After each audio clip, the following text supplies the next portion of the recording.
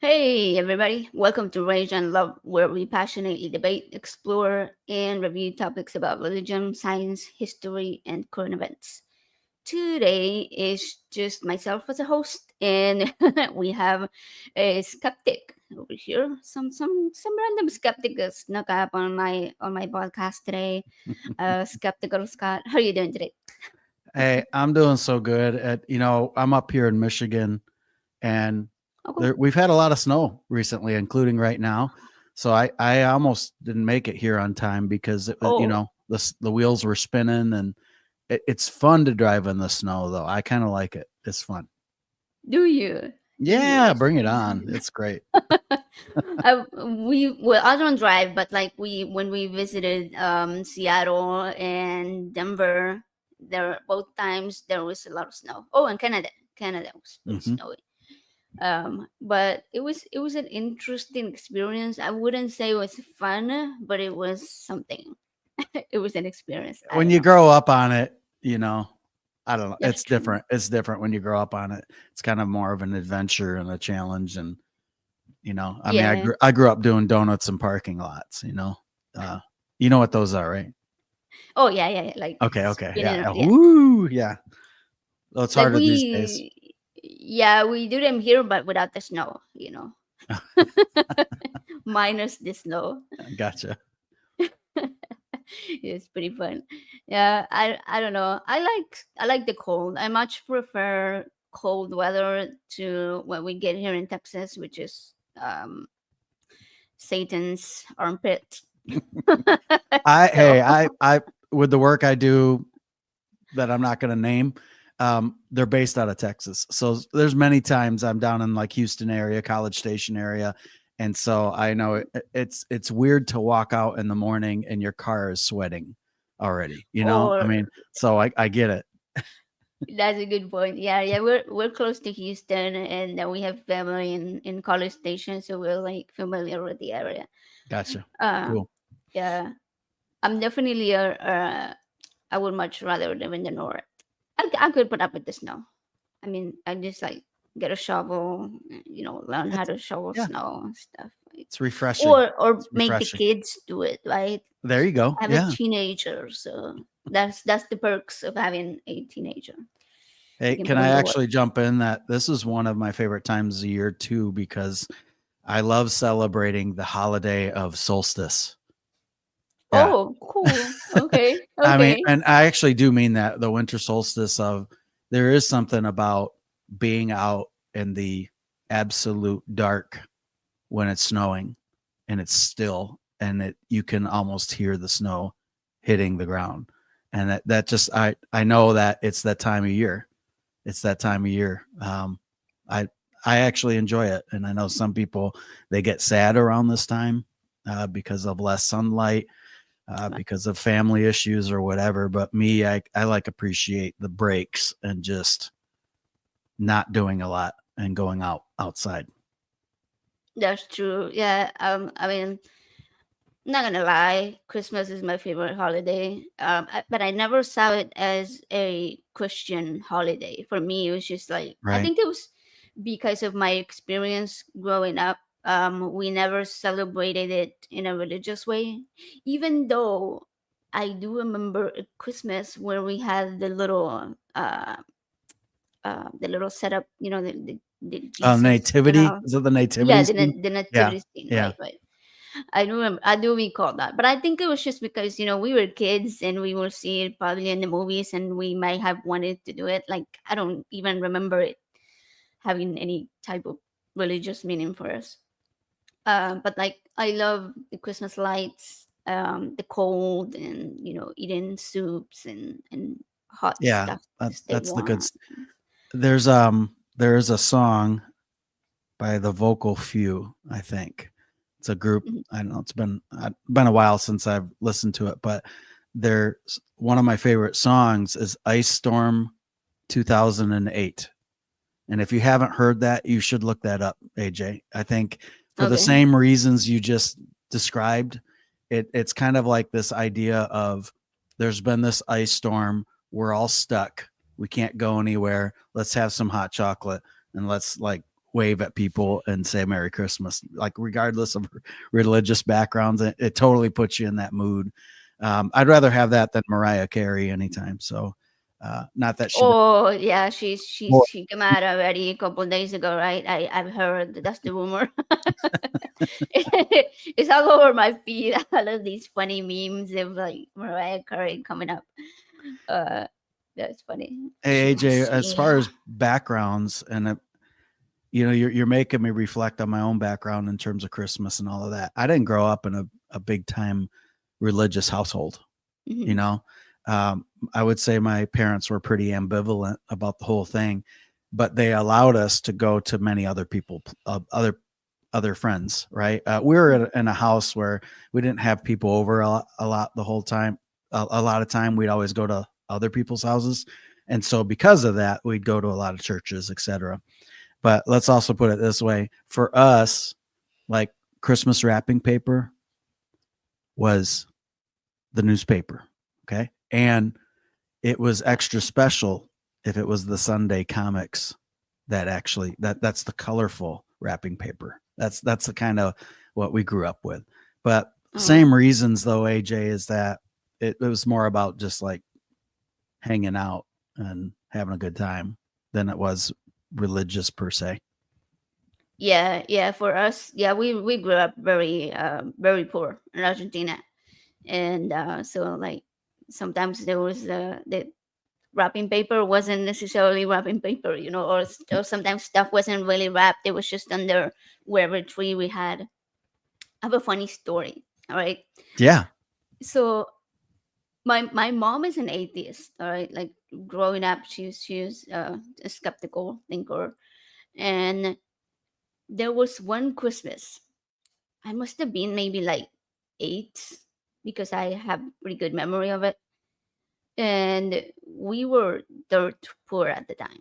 We didn't um, have much, and so we still believed in Santa Claus at the time, right? And Hmm. so we wake up and we have the gifts and we open the gifts and stuff. And I think it was the following year, um, where we were all kind of like realized that Santa wasn't real, and so we were thinking back to some of the holidays, and my mom's like, "Do you guys remember last year? Like these presents that you had under the tree, like the toys?" And we're like, "Yeah." She's like, "I didn't get you that." She's like, "I don't know who did, but So, so she causing a mystery here, or was she I truly don't." truly Well, she surprised? up to this day she swears that she doesn't know how the gifts got there. I mean, we did live in a house that potentially somebody, maybe a neighbor, could have easily gotten into. Hmm. Maybe somebody knew that we were struggling and they decided to do something for the family. A little creepy to sneak into somebody's house. But yeah, no, like even to this day, she swears that she doesn't know how how that happened. Hey, uh yeah, that's a I've good always that's a good wondered. memory. Yeah, Yeah, it is a good memory. Yeah, it is for sure. Because like we were so happy that even though we had been struggling to even eat, that we had gifts. And like we always at the time we thought it was Santa Claus, but like when we found out that it wasn't, it was also like the mystery of like who did that. that's so So cool. Thanks, AJ. yeah, Yeah. yeah, it was a cool Now, in story. art, how would you differentiate the Argentina experience with the U.S. experience when it comes to the holiday?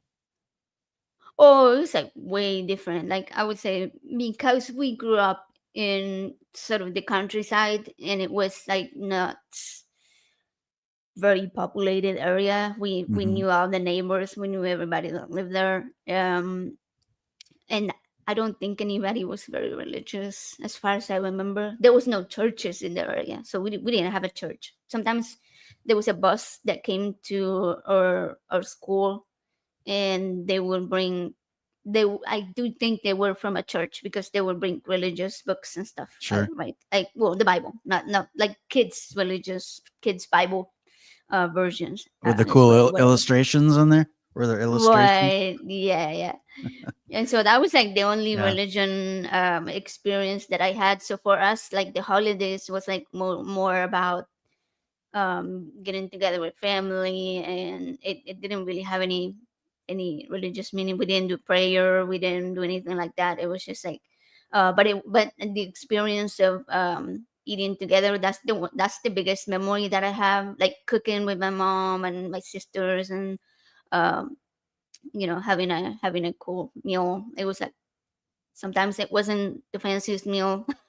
One of the funniest memories I have is we were cooking hot dogs for Christmas, because that was like Yeah. the only meat that we had, Yeah. right? Yeah. And we boiled them.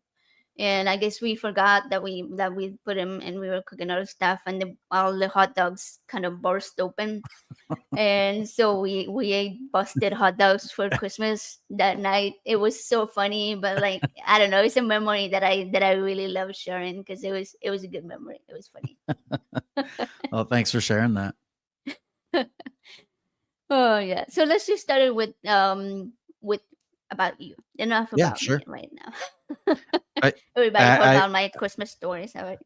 I still might ask you questions, just saying, but yeah, I'm Oh, ready. I'm please ready. do. Let's go. Yeah. Yeah, yeah, please do. Like we'll go back and forth. So like I was wondering, because you have a really fantastic podcast where you have, some pretty major skeptical voices in our Thank you. community, Yeah. including, as I mentioned, one of my favorite, Dave Warnock. So like, how did you get started, and how long ago did you do this? Did you start this? Yeah, so I've been podcasting for, I guess it's been 6 years. Holy cow. How did that happen? But my first podcast was called the Rechoice podcast, and that's ReChoice, Rechoice Pod. Which was gotcha.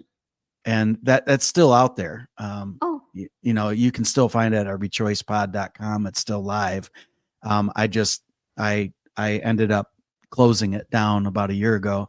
Though the episodes are still there. You can access them at any point, because it doesn't really matter the time of year. Each episode stands on its own. Do you know what I mean? And now I did that under my real name, and it wasn't necessarily a religious podcast. It was more about, when is the moment you chose different, right? So it might be somebody talking about, the time that they really were in a health crisis and they had to change, or it could have been somebody who decided that even though she's been a mother 3 times, she's going to be a mother another 2 times to be a surrogate, right? It could, like, there were a lot of really cool moments in that show, and the guest would choose the title of the episode. So rechoice, right? You hear the word rejoice a little bit, which when I hear that word, I know there's some religious connotation to that, but I also think of joy and choosing joy. And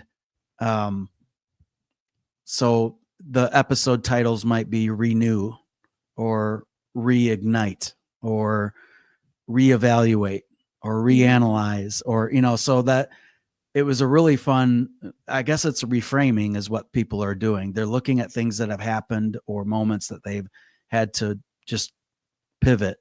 And now with time, what they feel like that moment was. Really popular podcast. A lot of people glommed onto it, had a lot of support for it. But then when I actually chose to, on purpose, go into the religious side of things, that's when I pretty much came out of the closet saying, yeah, I chose out of Christianity a while ago. And, I'm in West Michigan, in a pretty conservative area. I adopted my son through a Christian organization. We have an open adoption with the family, which, especially grandparents are very Christian.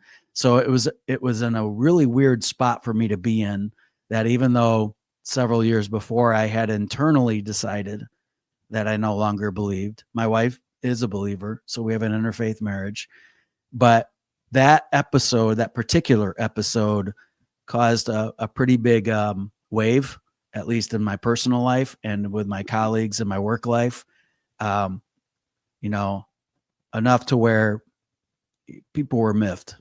You know, they said, I can't listen to your show anymore. I mean, let alone there's been 100 and something episodes, right? I can no longer listen to your show because of that one episode. And I thought we were pretty polite and just really expressing doubts. It's with my friend Jim. Anyway, that's kind of where this all started, AJ, is that particular episode got the most feedback, both positive and negative. You know, so that tells you something, right? Yeah. And then from there, I just came to terms with, well, if it bothers you, then that's your problem. You know, I like that. I like that. but Very it true. it took a while for me to get to that. I'm not going to say that wasn't instant. You know, it was enough to where, you know, people were ghosting me and stuff like that, where I'm like, what did I say? And then I did have Dave Warnock on too. Dave, would you say a lot of people in this community know who Dave is? Oh yeah, I would say I so. would think I so. think so. I hope so. And I reached out to him. I want to say it was about 4 years ago, and it was right around this time of year. I do remember that because it was in December, and I said, "Hey, I'm planning my next season, and I sure love hearing your story, and I want to get that story out there. And would you be willing?" And he said, "Of course." And that was the beginning of a friendship. And so he was on twice, once to just kind of introduce his story and his book. But then the second time, probably my favorite one, was, I think the title of the episode was Reaffirm. And again, I'm still talking about the Rechoice podcast at this moment. Gotcha. Okay. That he had his last annual beach week, which is when he would rent a whole house for a whole week or two, and people would come over and hang out. Oh wow. And that, for me to bring my wife to that, I mean, that was a big step for her to realize that she's going to, as a Christian, go into this space of people who are not believers. I mean, it was an eye opener for her to hear everyone's stories, you know, because she's not going to listen to my podcast. I mean, who cares about my podcast? No, I know, no, I'm laughing about that, but she lives with me, right? But for her to hear all of these experiences, I know really touched her, and it was important to me that she chose to go there. Anyway, that particular episode's great too, because several live voices come on and kind of express what Dave's story has meant to them. So, okay, now that podcast shuts down after 5 seasons, 133 episodes. I take a brief break, but then I'm like, I really want to go into this lane more, because those 3 episodes out of 133, right? Those are the episodes that most impacted me personally, and I wanted to go there more. But I also realized I couldn't necessarily do that under my actual name. And I don't need to explain why. I think a lot of listeners here know why. You know, when you work with people and whatnot, you're putting yourself at risk for future, I'll just call them customers, clients, that if they look up my name and the first thing they see is what they would see as anti-Christian, right? That they're not going to be as forgiving as on a first impression sometimes. So that's why I go by Skeptical Scott. It's so funny you say that podcast, and we are just finishing our 2nd season, about to begin season 3. So that kind of brings us to today. And what I know I could keep talking about it. Do you want me to keep going? Do you have other questions? No, yeah, please. Yeah. No, please go ahead. So season 1, you know how AJ, a lot of Christians, and I'm going to say Christian over and over again, because that's just my upbringing, right? That's what I grew up around. Right. But, you know, they have a testimony. Oh, yeah. And they're very happy to tell you their testimony. All right. So season 1 for me, I'm calling my questimony, because it was more of the wandering around wondering, what the hell is everybody looking at, and why don't I get it? Like, it must be something wrong with me. And I think I'm going to admit too, may have been a confidence issue too. There maybe, you know, just wondering that I must not be good enough, or I must not be holy enough. That's for sure, because I didn't grow up, a Christian household. Apparently, I was baptized. I found that out later. But I'm Same. what, yeah. All of my friends here seem to get it, and I don't. So for me, it was more like not the hole in my heart, the God-shaped hole, but more of what's the piece I don't understand?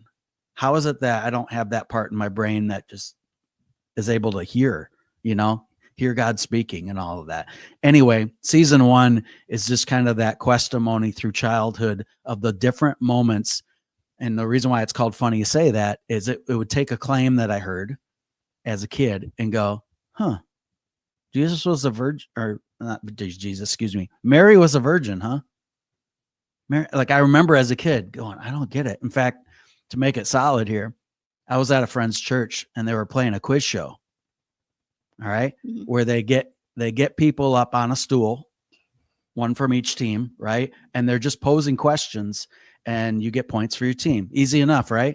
Well, it's my turn. I go up there and the Sunday school lady goes, Mary was a virgin, true or false?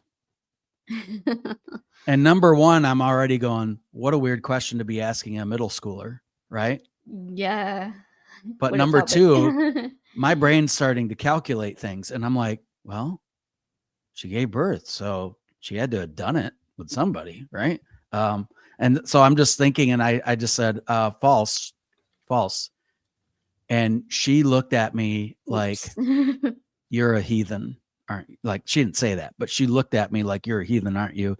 And she said, I don't know what you're trying to pull here, but you need to go sit over there and watch your team so I'm separated from, I guess I'm the goat. Is that what they say? Separate the goats and sheep or what? I don't know what it is, but anyway, I was pretty much put in the corner to watch everyone else play the game because she thought I was trying to be funny, where Yeah. I wasn't trying to be funny. And if I did laugh, it was because I was nervous, not because ha ha ha, I got you. Anyway, Yeah. and by the way, I actually didn't care too bad. I was like, whatever. I don't want to be on the stool anyway.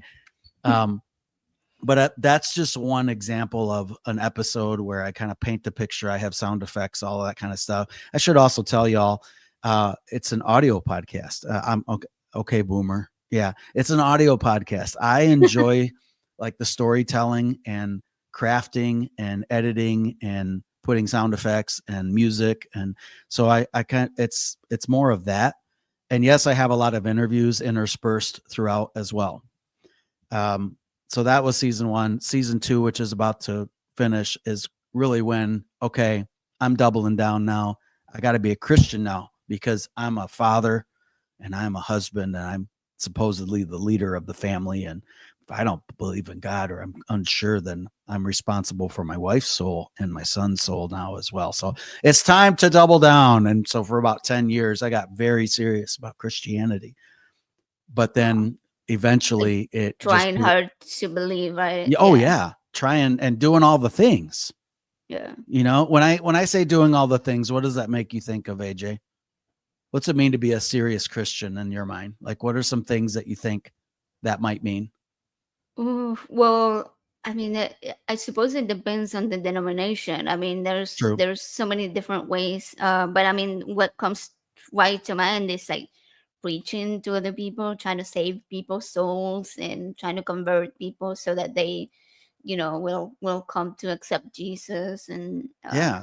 And And I so I don't know did. exactly why there's that feeling of having that is your obligation to save others.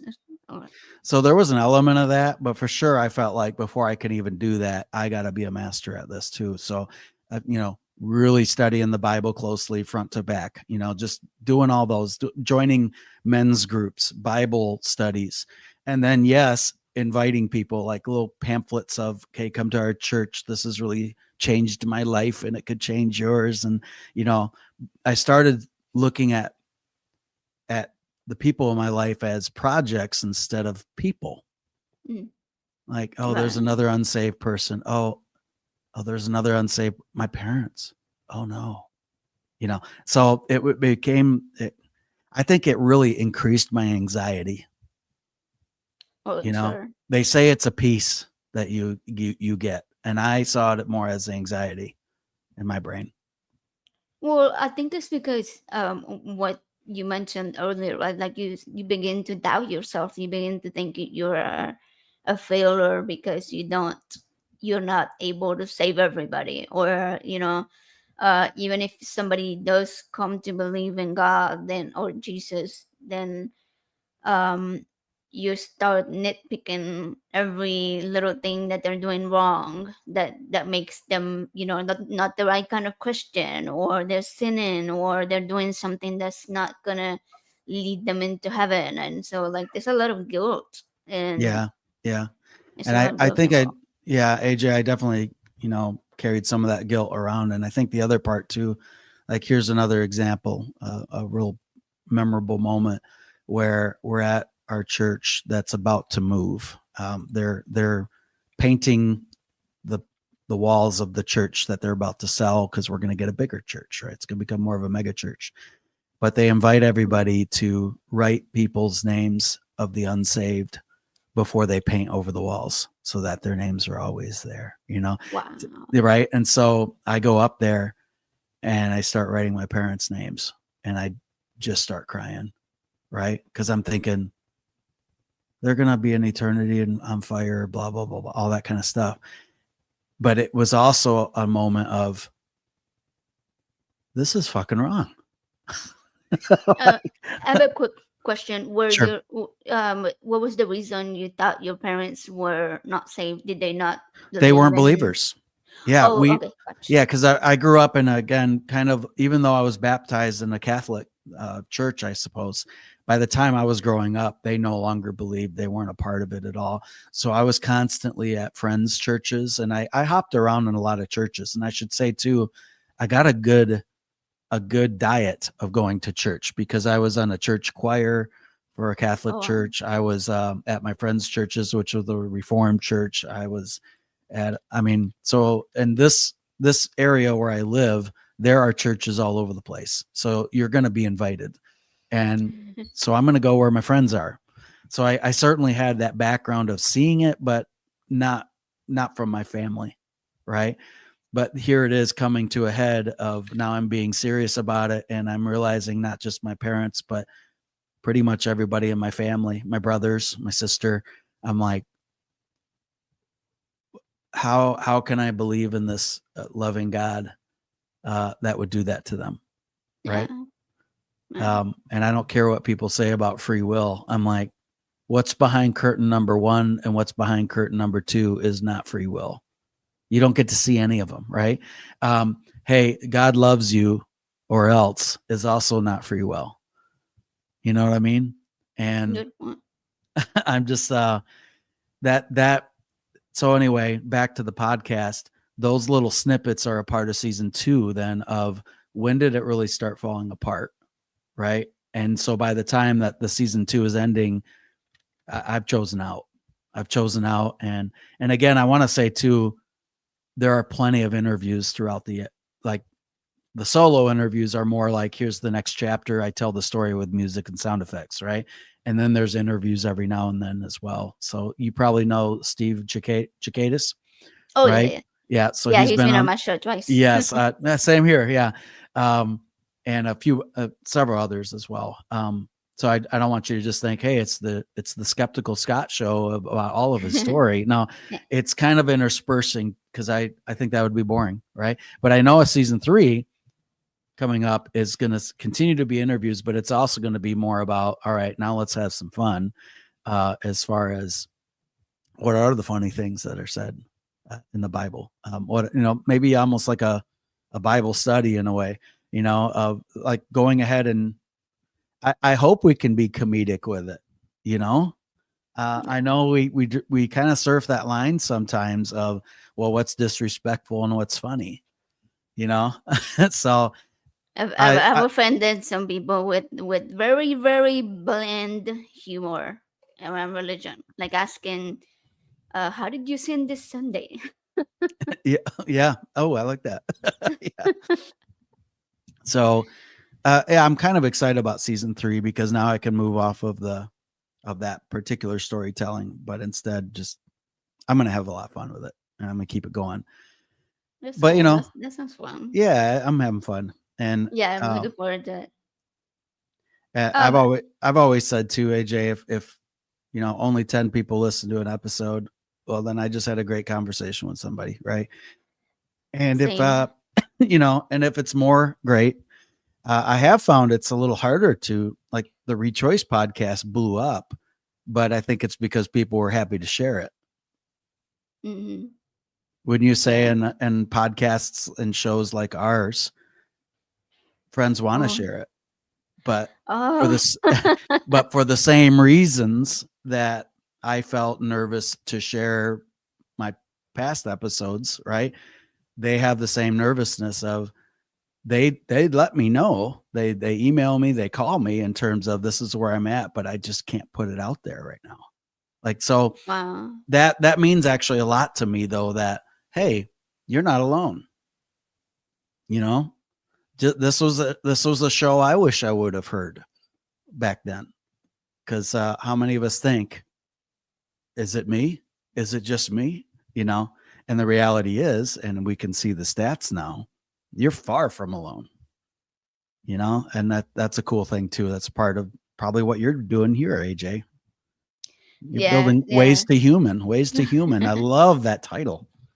I know I chose it because I was gonna call it How to Human, but then I was like, wait a minute, that sounds very bossy, kind of like you're telling people This is how how you to do it. do shit. Yeah, like there's just one way to it, and I was like, how can I make it so it's like more inclusive and like, hey, there's no perfect way to be a human being. And I was like, okay, like there's ways to human, there's different ways to human. Oh, I So like I was like, that you're using the yeah, word human as a verb. Like, yeah, like how to be, yeah, how to be a damn it, human treat being. people with humanity and dignity. How can it Yeah, be this hard?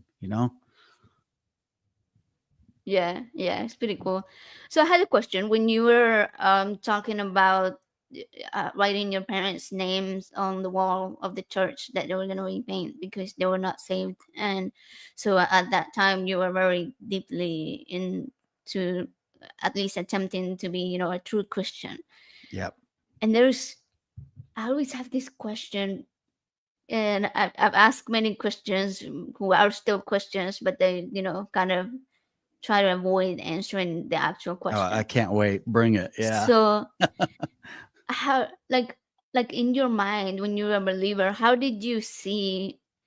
Obviously, you were not happy that, thinking about your parents going to hell, but like, was it your idea that if they went to hell and you went to heaven, right, your hope is that all of your loved ones are in heaven with you, right, to spend it Sure. without all of eternity with them. So since it is say that there's no suffering in heaven, how would that work? Like, how would it work to be there without your parents, without, I don't know, other people that you Without my love siblings, there? without my unbelieving friends, many of them who act more Christian than a lot of the Christians I know, right? uh, Yeah, I hear what you're saying. It's and put it in reverse, right? This is why, at least in my life, grandparents are heartbroken, right? That they're picturing, how can my grandson not be here? But then how do you reconcile that? Would do you think God just wipes your brain of the memory so you don't have to suffer? Is that what you want? You know, right, I that's what I wonder, like, yeah. I think of it too, like, how they'll when people try not to get so scary about hell, like the fire, eternal fire, all blah blah blah, and then they call it, well, it's eternal separation. It's whatever that means, right? Maybe we just burn off and you're done and you're forever separated from God, right?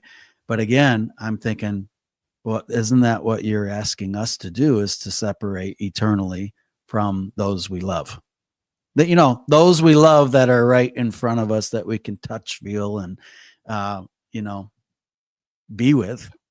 But you're asking me to have a relationship that's pretty one way I don't hear anything. I'm, you're not spending time with me. You're saying I got to spend time with you. I don't know how to do that. Okay, we'll look at his word. Okay, I've done that. In fact, I've read it a bunch of times and now I'm even more confused. Is this what it means to have a relationship, is to be this confused? And now you want me to be with you forever. Right. I think I'll pick the people that are right in front of me and I'll spend the limited days I have that we all get Oh, loving the that. ones who are right in front of me rather than to go, well, you're a project, or you're not walking my way, so I'm going to walk away from you. It's like, no, can't do that. I can't. I don't. It doesn't make sense to me. Yeah, yeah. And speaking of things that didn't make sense, like if that is one of the things that I've heard from Christians, right? Like, no, you don't have a memory of them because there's no suffering in heaven, and so you won't remember, you won't realize that these people are missing. But wouldn't that, if our soul, if the idea of the soul is who you are, who you became while you were alive, and all the memories that you have with the people that you love, your parents clearly shaped a lot of your who you Sure. are, right? And so how will that work? Like, completely erasing the memory of your parents will completely erase a huge part of who you are. That's So a yeah, great way to, that's yeah, just, AJ, you're making me think of not just the people that I forget, but the lessons they've taught me. Because if I remember the lesson they taught me, then I'm remembering them somehow as well, right? So how am I arriving in this heaven? Like, yeah, like, what do I look and feel like, and what am I believing? And is it really we just sing, we sing forever or something? I just I don't. If there was ever a part of me that was excited about an afterlife, it was more just, hey, the work is over, the pain is over, and I get to be with my friends and family.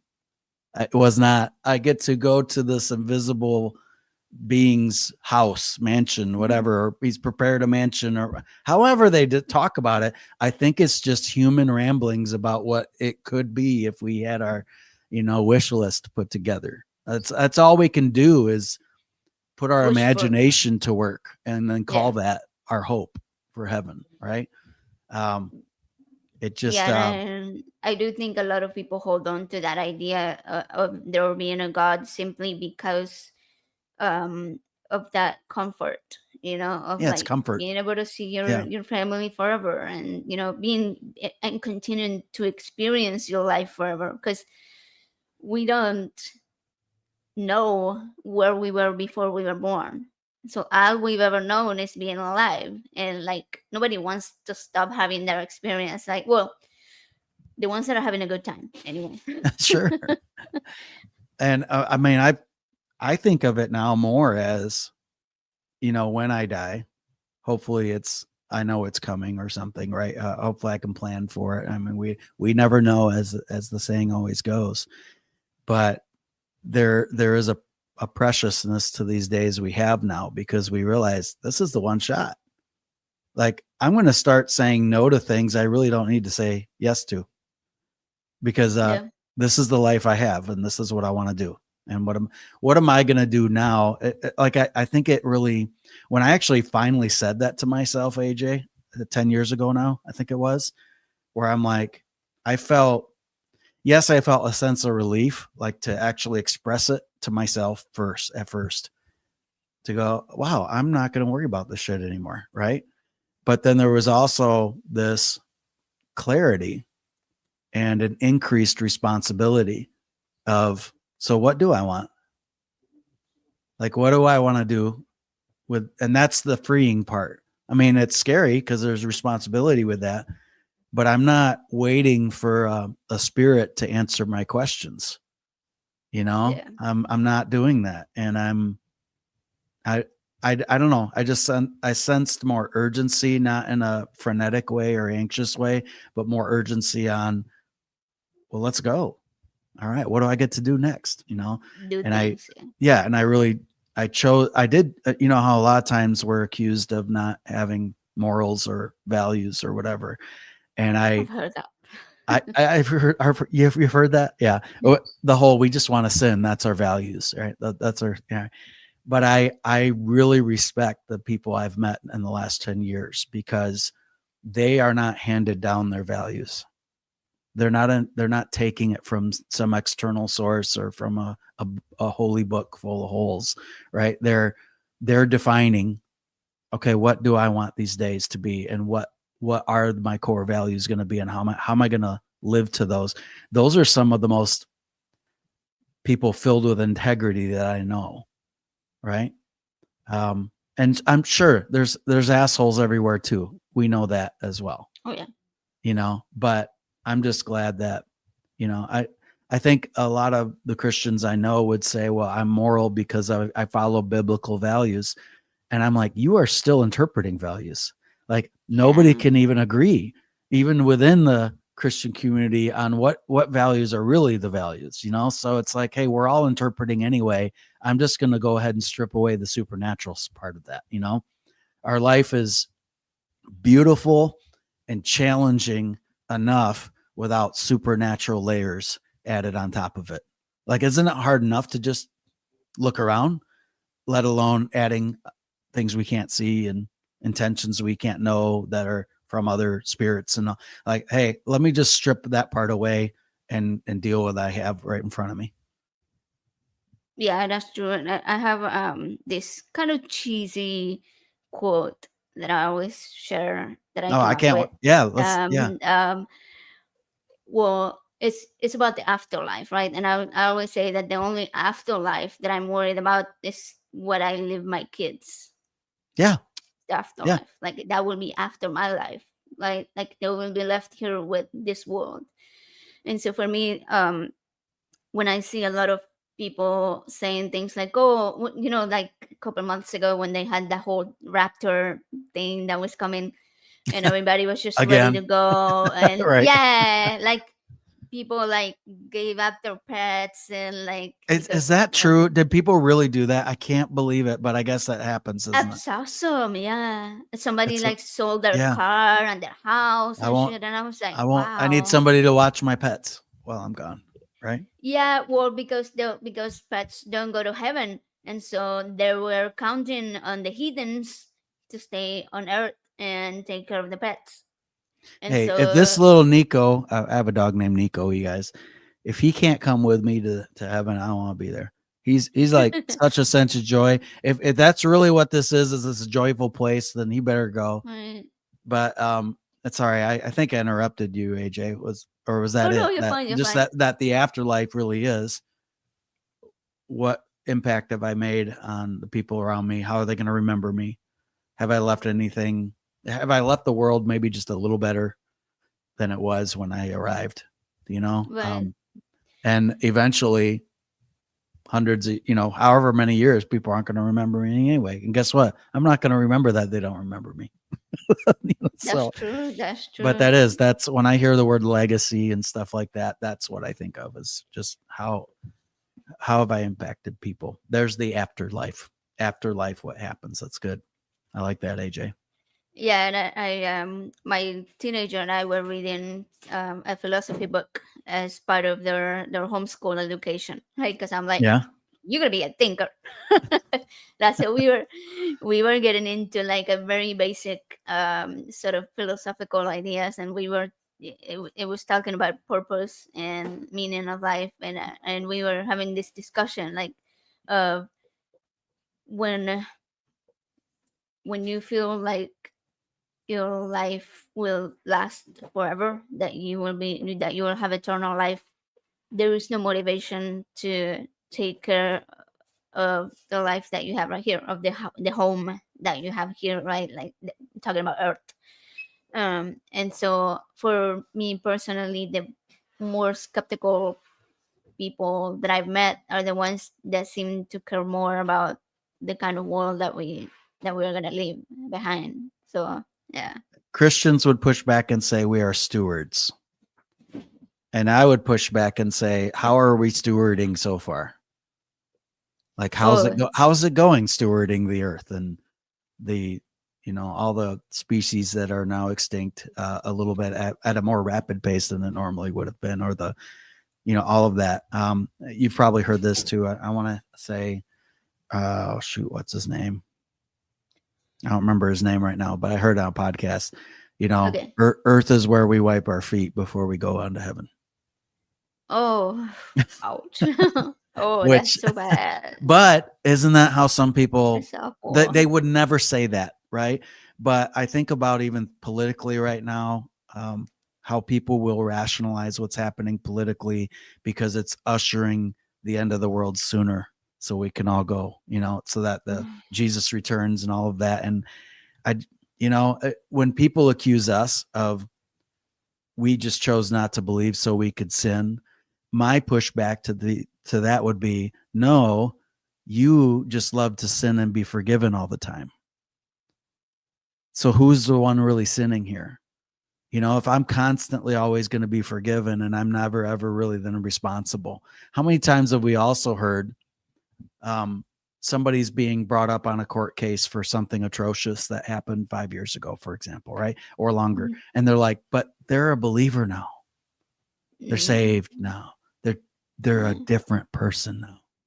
In other words, let's not put the responsibility on them because they are now forgiven. And it's that kind of, I guess, this ultimate gaslight, isn't it? That's the gaslighting in a lot of ways of, oh yeah, I was wrong, but I don't want to pay the penalty because Jesus already paid the penalty. So I'm good. Yeah, What a deal. yes, they're claiming that that they've changed without actually showing the work, like without Yeah. um And I know we're painting some people in a broad brush, I suppose, but I just, like, we can always point to, yeah, but there really is some, like, and I'll say that was maybe one of the reasons why it took me so long to choose out, that finally by age 35, I was actually thinking, I don't think I believe this horseshit anymore. But I think one of the, look, here's a religious jargon. One of the stumbling blocks, right? One of the stumbling blocks of me choosing out of Christianity was I was able to point at several people in my life who are religious and also very good people.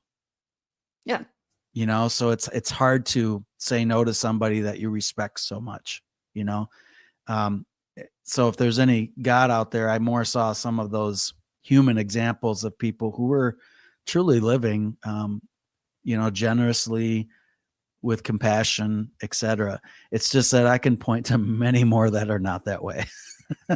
Oh yeah, no, for sure. So just know that when we talk about this, guys, we know it's not all or nothing, just like all atheists aren't one way, Sorry, go ahead, AJ. Yeah. Yeah. No, yeah, I was gonna say something that might be, controversial, unpopular opinion, if you like, because I have seen a lot of people in the secular community saying things that, like, there is no room for interfaith relationships, or that all Christians are harmful, Right. that Yeah. progressive Christians are just as bad as Christian nationalists. And so I completely disagree with that. I disagree, because don't get me wrong, because, like, obviously I'm not going to be breaking bread with any Hmm. Christian nationalists, right? Like, or any Christians who show, even if they're not like Christian nationalists, who show hateful ideologies, because I have family members and loved ones that are that way. But also I've met a lot of people in the community, through the secular community, and I also have loved ones who are Christians. And for example, at NanoCon, I got to meet April Joy and her partner, and she's amazing. I loved her speech and everything. And her partner I got spent to get like, her book. I haven't oh read it yet. yeah, Star yeah. Star I want to Spangled read it Jesus. too. I haven't Yeah, read it yet, but that's right. yeah, I've heard her Yeah, interviewed. Yeah. yeah. Yeah. Actually, had her co-host Tim Whitaker. He was on my show one time, Okay. and Yeah. like very very respectful conversation. We talked about Christian nationalism. We talked about mental health struggles and deconverting from an evangelical point of view to like a more progressive Christianity.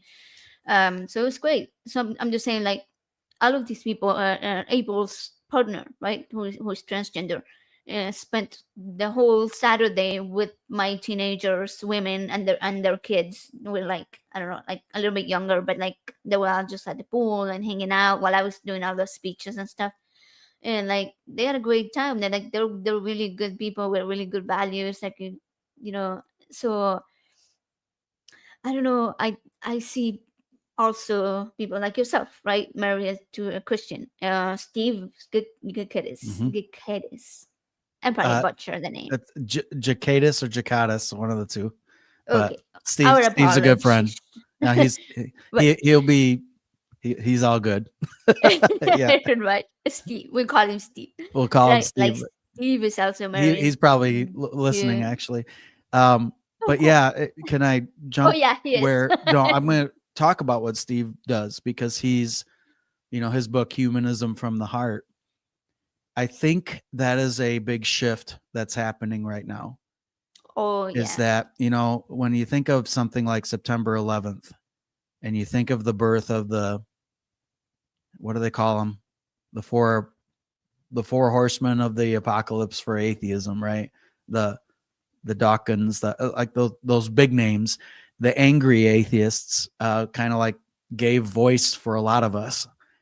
And Yeah. I think the shift though is now, um, we have people who are younger than me for sure that are trying to go, hey, how do we move forward with this, and how can we connect to people? One beautiful thing about where I live, I told you I'm in a conservative area growing up, right? Mhm. But where I live now, I'm still in the same county, but I am in an area, like I'm in this little sweet spot. It's a gem of 80 different countries represented where I'm at our school district. Well, So you can imagine all the different languages that are spoken, the religious and non-religious backgrounds. And I just see a glimpse of, hey, if my school district can get it right, we can get it right. Right.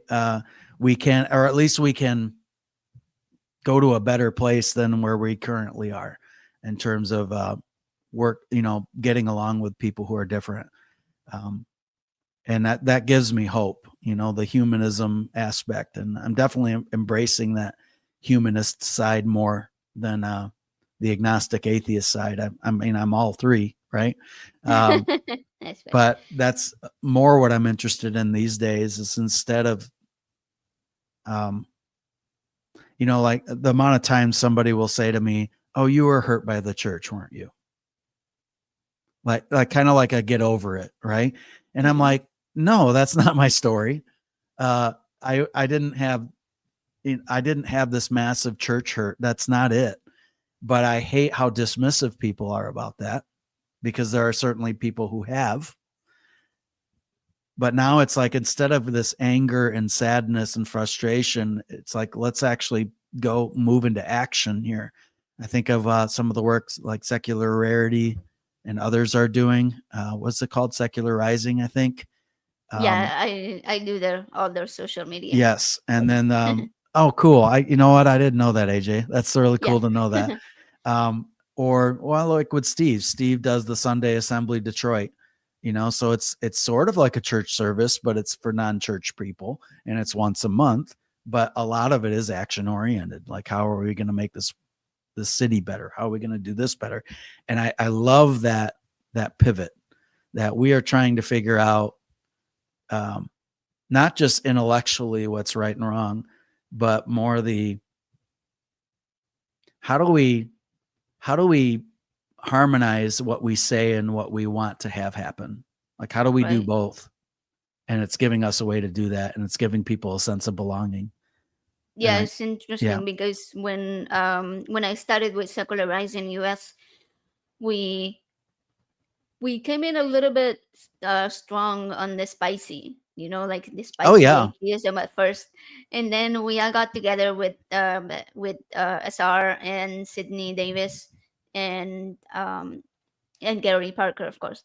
And so we were like, oh wait, there is a better way to do this. Like these are fun, but let's focus more on how to bring people together rather than like try to make Dunk on people. or like make religious people angry, like that's not what we want. We are talking about the Conversation Coalition and all that they do, and so like we, because they kind of work together, Conversation Coalition and Secularizing US. And so we were like, how do we approach this with a more humanist messaging? And so now we do like a lot milder questions, like, hey, Sure. where do humans get morality? Kind of like to bring a discussion, right? Just to open up it. But there is a Um, time and place for spiciness, isn't there? oh yeah, I yeah. mean, come on. It feels great. And to be real, it was a couple of those illuminating, like the first time I heard flying spaghetti monster, right? One of my friends had said it as a way to combat a Christian.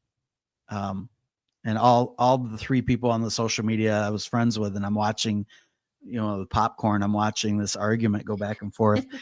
And I actually ended up not siding, I shouldn't say it that way, but I just pretty much said to that person, hey, you know how you feel when somebody has a megaphone and they're at a college campus and they're saying everyone's going to hell? Well, you right now making fun of their beliefs by throwing flying spaghetti monster in their face is kind of the same thing, you know? Uh, Yeah, like you Now say, there's it's a funny time. because I came in as this savior of the conversation, right? And it did end the argument. But then guess what? Flying spaghetti monster stuck in my brain. I'm like, what the hell is that? And I went and looked up flying spaghetti monster. I'm like, man, I think there's something to this. This is great. So there's certainly times and places to just Yeah, I prod, still do poke both. a little. Like, yeah, I do still try to do a little fun stuff. Like there was pasta day like a couple of weeks ago, and so Yeah. I went and did like a little spaghetti monster graphics for them, and everybody was just like, it's cool. Like SR was like, that was awesome. I was like, okay, cool. Have you heard? I'm gonna totally go into a different direction in a minute. There is a connection though. Okay. Okay, Okay. all right. Have you heard of LifeWise Academy? Um, it sounds familiar. So I mean, of course it sounds familiar. LifeWise, right? It sounds like life coaching or something, right? Okay. Well, LifeWise Academy, and this is one of the episodes that, funny you say that, is a really devious thing that Christians are doing. It's a Christian nationalist organization, and they go into public schools. Not say I just saw Um, your facial expression. You know what I'm talking about, right? well, Where yeah. they have a red bus. They pull kids out of school during school hours to bring them to a different location, so they're technically not breaking the law, right? Um, but the way they dress it up and the way they are able to do biblical teaching and separate those kids from these kids over here are getting, you know, prizes and pizza and fun times, and I get to go out of school for this time, and everyone else, you're going to go to the gym and play on your iPad, right? It's like, oh, all my friends are over there. We all know that how that feels, but to do it in a public school setting like that is just absolutely not right. Uh, But there, if any of you right now were to look up LifeWise Academy, you're going to see how slick the website is. You're also going to see the amount of schools they are in, and it's just growing and growing and growing. Now, I was able to, with the help of the Secular Education Association, on that interview, they really paint the picture of how that all works. I bring all that up because I'm like, well, I want to have the flying spaghetti monster like luncheon. I'm going to bring in pasta. I'm going to bring in spaghetti. We're going to call it spaghetti night or spaghetti lunch or something like that. And then I'm going to let them know about the spaghetti flying. Hey, if they get to do LifeWise stuff, then why can't we do exactly. this? We're going to have our flying spaghetti monster day. That's what we're going to have. And kids like monsters. We could actually make the monster in a really cute mascot outfit, like, oh, I'm a monster, and so Like, then it's yeah, not so scary, I got the noodles. Yeah. But what do you think about I mean, that's fair, isn't it? It If we're is about fair, if we're absolutely. about fair, right? Because Anyway, I mean, yeah, if you're having, we're here in Texas, we're having the battle of the Ten Commandments laws going on, right? very And familiar. Yes. yeah, so it got approved statewide, and then each district is, some of them are implementing it, and the ones that are implementing it, people are locally complaining about it and trying to Good. fight back on it. The secular groups, and but it's been a fight because each one has to be done individually, and so yeah, I think if they're gonna be all about freedom of religion, then it has to be all religions, and you have to allow Muslims and Pastafarians and Satanists, right? So, but we Yeah, know yeah, they're and not. the flying spaghetti monster. So Oh yeah, that's the Pastafarians, that's right? right. I think that's what they call them. That Okay, pasta. I yeah, like that. Hey, very good. yeah, We can there's a bridge right there. I like yeah, that. yeah. Anyway, those kind of issues do fire me up and has helped definitely the way some of my life has changed, I would say, in the last 4 or 5 years. So I'm almost 50. And I'm finding Wow. that with each passing year, I'm just I'm caring less and less about what people might say, what people might do, what people might like. You know how the Christian community would say fear is a liar, right? There's a song about it. Fear is a Oh liar, yeah. you know? Um, but in the same token, these days I'm also thinking to myself, what am I afraid of? Mm. Like what am I afraid of, to just push it a little bit more, to ask really probing and challenging questions. I don't need to like spit out a bunch of facts and information, but maybe to go, just to ask a challenging question. Things like, I wonder how people who don't believe would feel about that choice. Yeah, Hey, what epistemology. what would what do Yes. you think people would feel if they didn't subscribe to that? What do you think the message is to somebody who doesn't believe in that? Mm. Like little just probing questions like that where I'm not solving it for them, but I'm also not putting up with it. I'm not Yeah, letting it go. yeah. So what we were talking about a minute ago made me think of my own sort of shift in my content creation and how I approach things as well. Because so NanoCon was in July, and so far I've been doing this for about a year before that, and I was very much in that very spicy, very angry atheist sort of messaging out there. My content and my videos were very much angry at Christianity, at people who were practicing Christianity, the majority of them anyway. But having, I think that was like a big turning point for me. And one of the reasons was Steve gave me a copy of his book to read Mhm. online, right? Before NanoCon. And I had him on the show, and we had a really good conversation about what the book was about and everything. Then he gave me the copy when I met him in person, and I finished reading it. And for me, that really shifted the way that I saw what I was just talking about, right? Like, you don't have to Wow. hate every single Christian. You don't have to pile up every single Christian into being one. Like, you can be friends, you can have family who are Christians, you can be married to a Christian and still be respectful, still have positive conversations, still have a good relationship.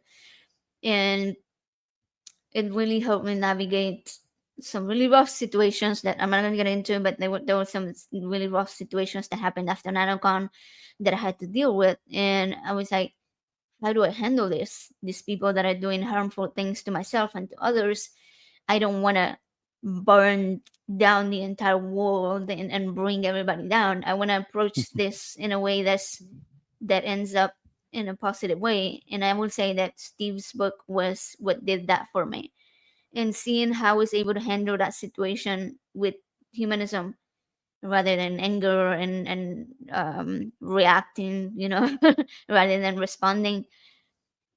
was Wow, that's good. really eye Yeah. opening. Yeah, and then I was able to like sort of change, realize that hey, that's not the type of stuff that I want to do anymore. So now I'm focusing more on like having guests that can teach people something, that No, you're can like showing give ways to people human. lessons, and You're, yeah, you know, but yeah, ways to focus human. I more. mean, and let's admit though, it feels good to be right sometimes. It feels good to be like, I've got like, damn it, I'm right. And I know I'm right. But if we are so right, then we get righteous. And we all know what that feels like. And Yeah. ultimately, it's like, have you ever tried to relate to a bulletproof person before? That nothing gets like they're so perfect Mm. that they're so they can't meet you there, right? They're how relatable is a person who's got an answer for everything?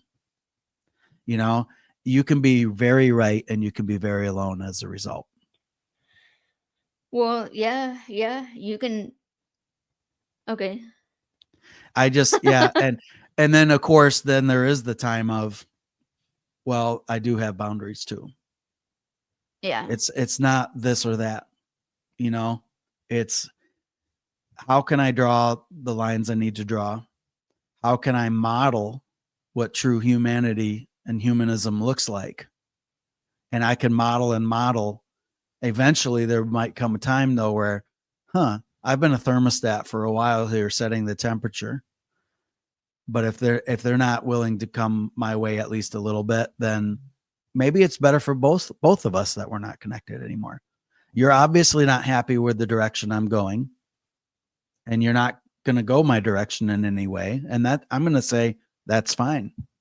You go your ways, I'll go my way, and let's live our lives. you know, but I'm not going to continue to permit bad behavior towards me repeatedly. Yes, when it happens a couple times, that's human too. Yeah. Yeah.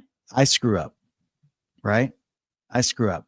But eventually, yeah, there's a point, and that's actually been kind of a thing in the news lately of people. What is it with family where they disconnect? There's a word for it. Oh yeah. I saw it. I saw the term. No I contact. Is it Yes, no that's contact? it. Okay. And I have I think somebody in my Oprah life was. that Yeah. very good. I have someone in my life that's happening right now with their family, that they've gone no contact.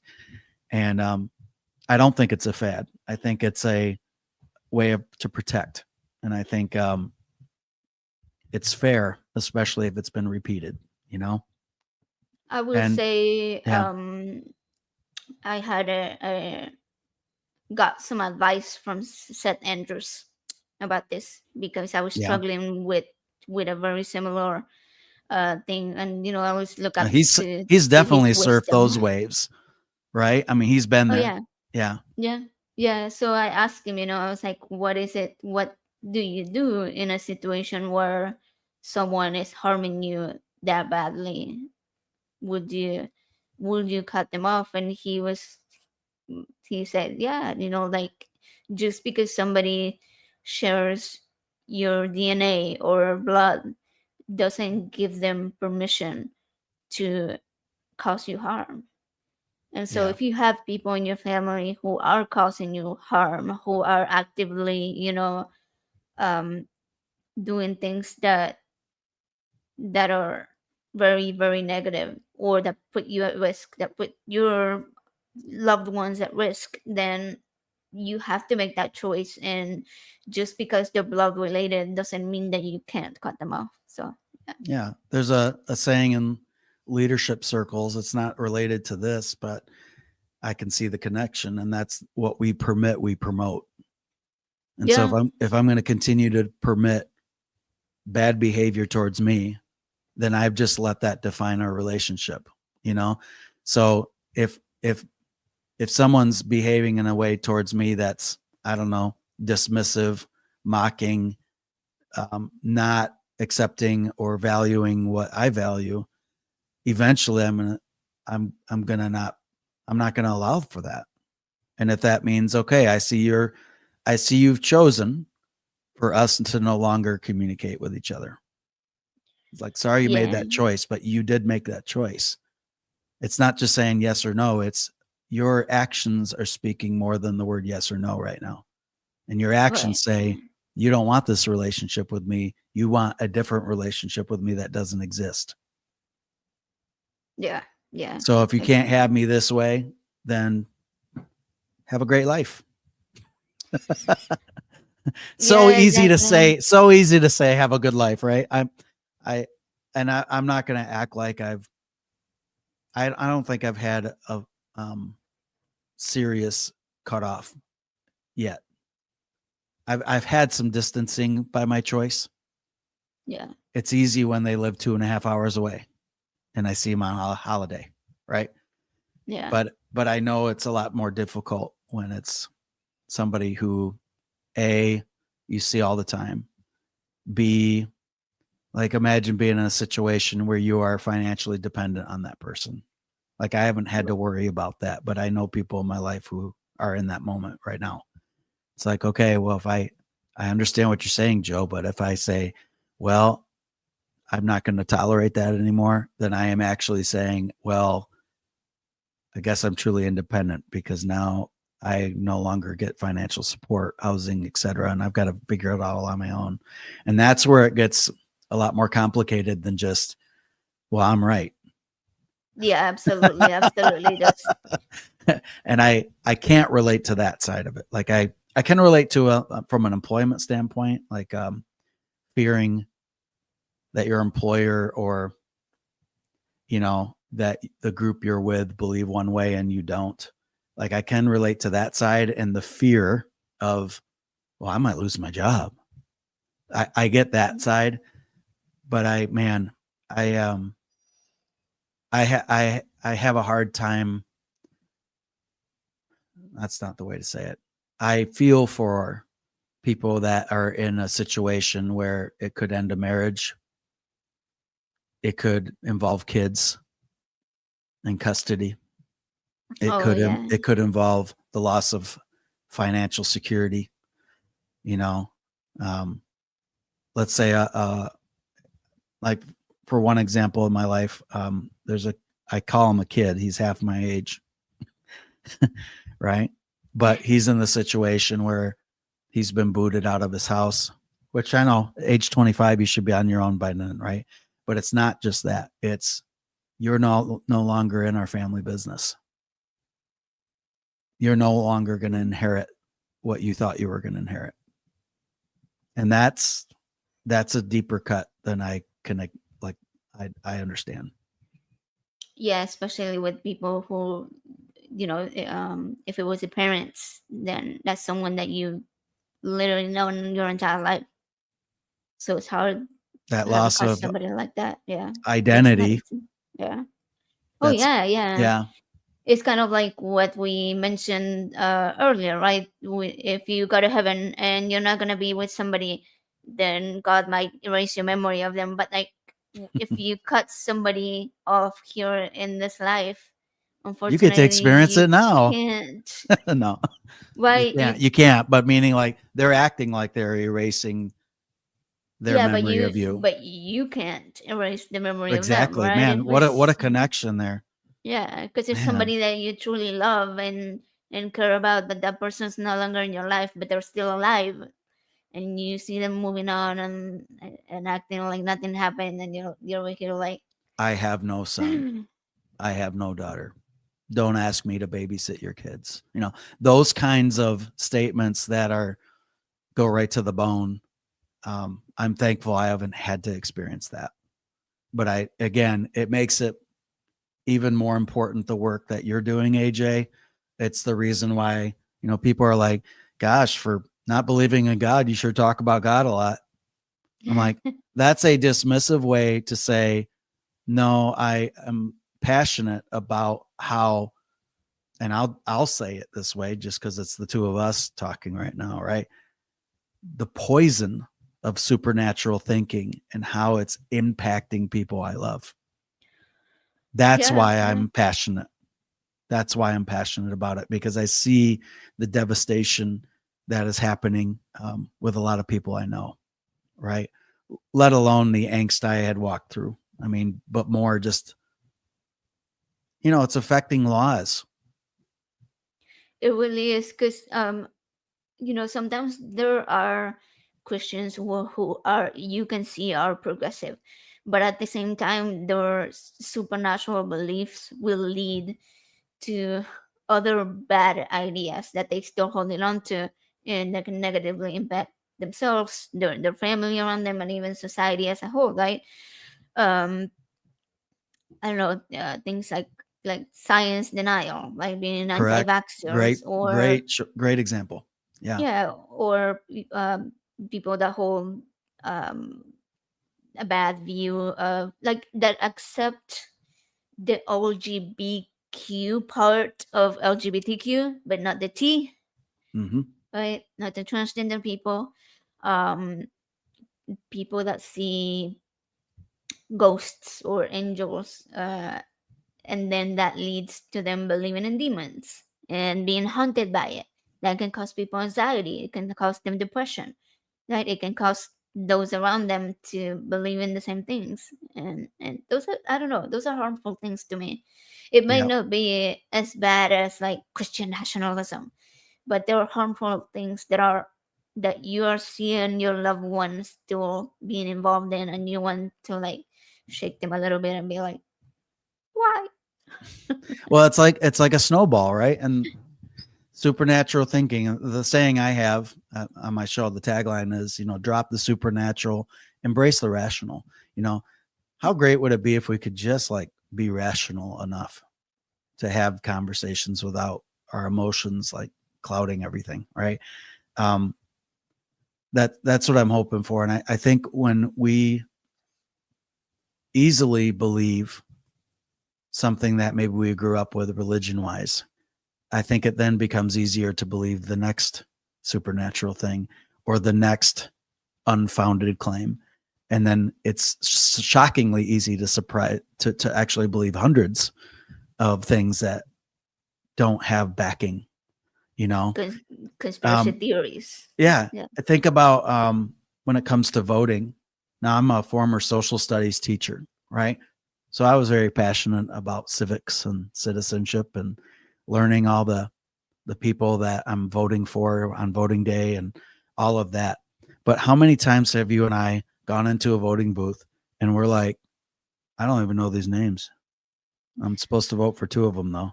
That one looks good. Right? Where we don't know, but we're voting.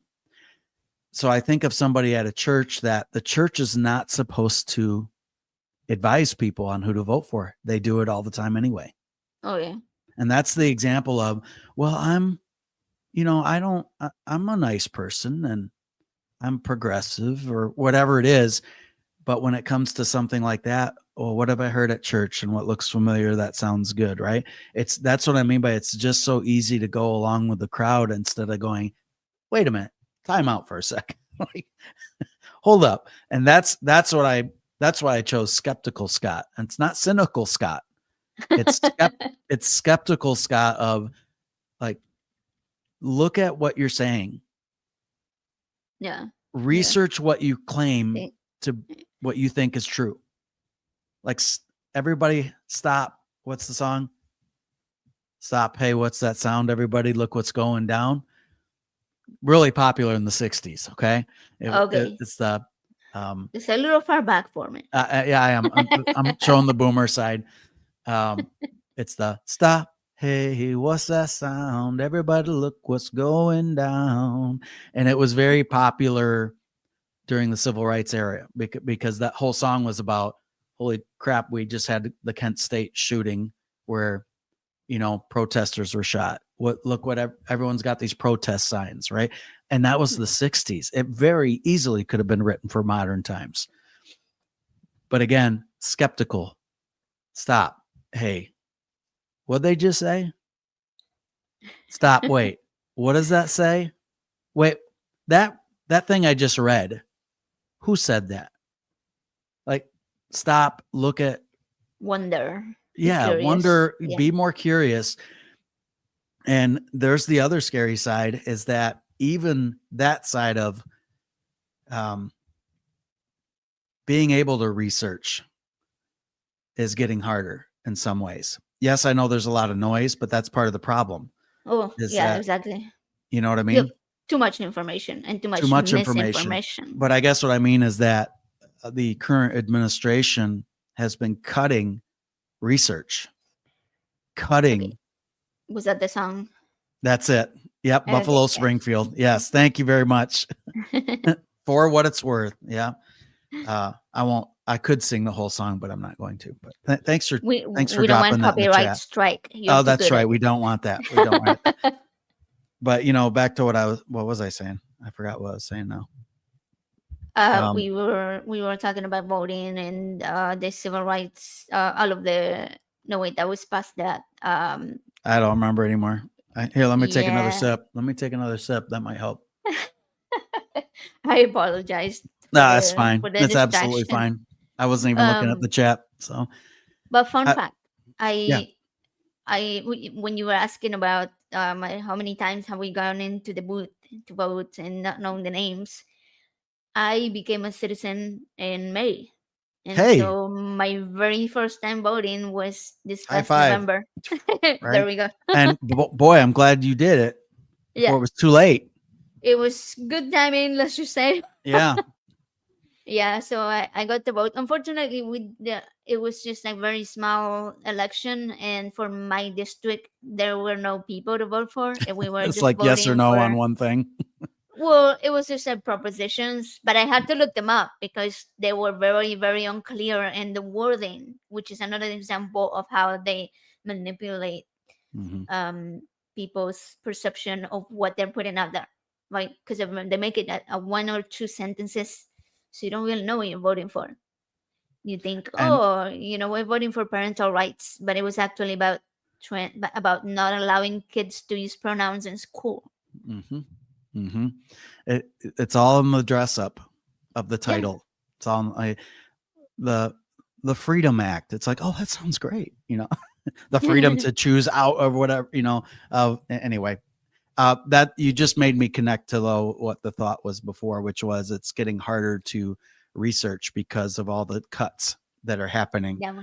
Uh, you know, to the sciences, and I'm talking about even research that has been done for a good 30 years, and now it's going to stop. And it's like this longitudinal study that we've already done 30 years worth of data is now going to stop, and now it's going to negate what we could have been tracking for decades and decades and decades to actually learn more. That's the I hate to see the anti-science, the anti-expert, Me too. Yeah, me too. I don't know feelings if that you are out knew there. this. Yeah, but I helped organize. Well, I was one of the directors for the March for Science, but Oh yeah, For the Houston location. Yeah, we had like 15,000 people come out. It was fun. But yeah, it was to challenge. 15,000. Yeah. That's awesome. Wow. Well, because it's Houston, That's it true, was but a still, Houston that's a one. So lot. yeah. And I know a lot of scientists uh, in my sphere. This is called the secular sphere, by the way. I just saw that. Okay. I friends with a lot of scientists. I'm also in my own family have somebody who's a federal worker in the sciences. And what I find asinine is that the current administration will point to those departments and say, well, we haven't heard anything that negates what we're doing. And it's like, it's because they can't speak. If they speak against the administration and what happens. It's like, but they're going to use that as they agree because people aren't saying anything. It's like you have made them sign paperwork that says you can't speak against the administration's decisions. That's Yeah. a great example of twisting the narrative, twisting the facts on the ground. That pisses me off. So Oh yeah. I'm glad you're doing work for science, I should say. Yeah, yeah. Yeah. Well, this one says in 2017 during the first administration, the first Yeah, the term first of, round of all of yeah. that. Yeah. Yeah, we did keep it going. After we will do like blood drives and um drives for where we will get people to buy science kits and science books, and then we will take them to local schools and stuff like that, or set up events where people will come and watch a scientist give a speech, and then engage mingle with people.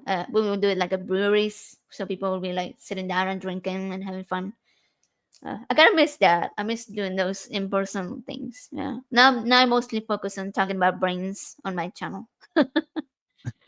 You said talking about brains, Brains, yes, like brain brains. science or just brains in general or Oh yeah. yeah, brain science. Yeah, it Yeah. kind of like, because it was one of the biggest things that helped me deconvert the supernatural beliefs.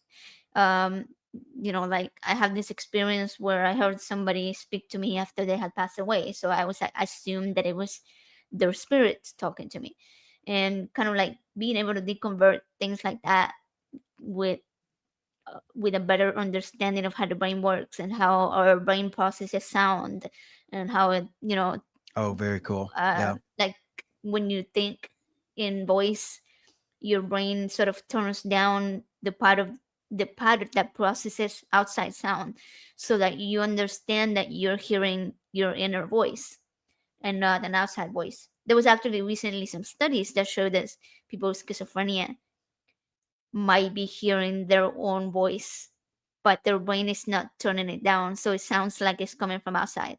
But Fascinating. anyways, Man. like all of these things help me understand, like, hey, Yeah. what I heard that day was not somebody talking to me. It was my brain maybe repeating a memory, or sort of like somebody else's voice in my brain, but my brain perceived it as coming from outside because I was literally just coming from the funeral, right? I was stressed out, I was anxious, I was sad, depressed. Like there was so much going on.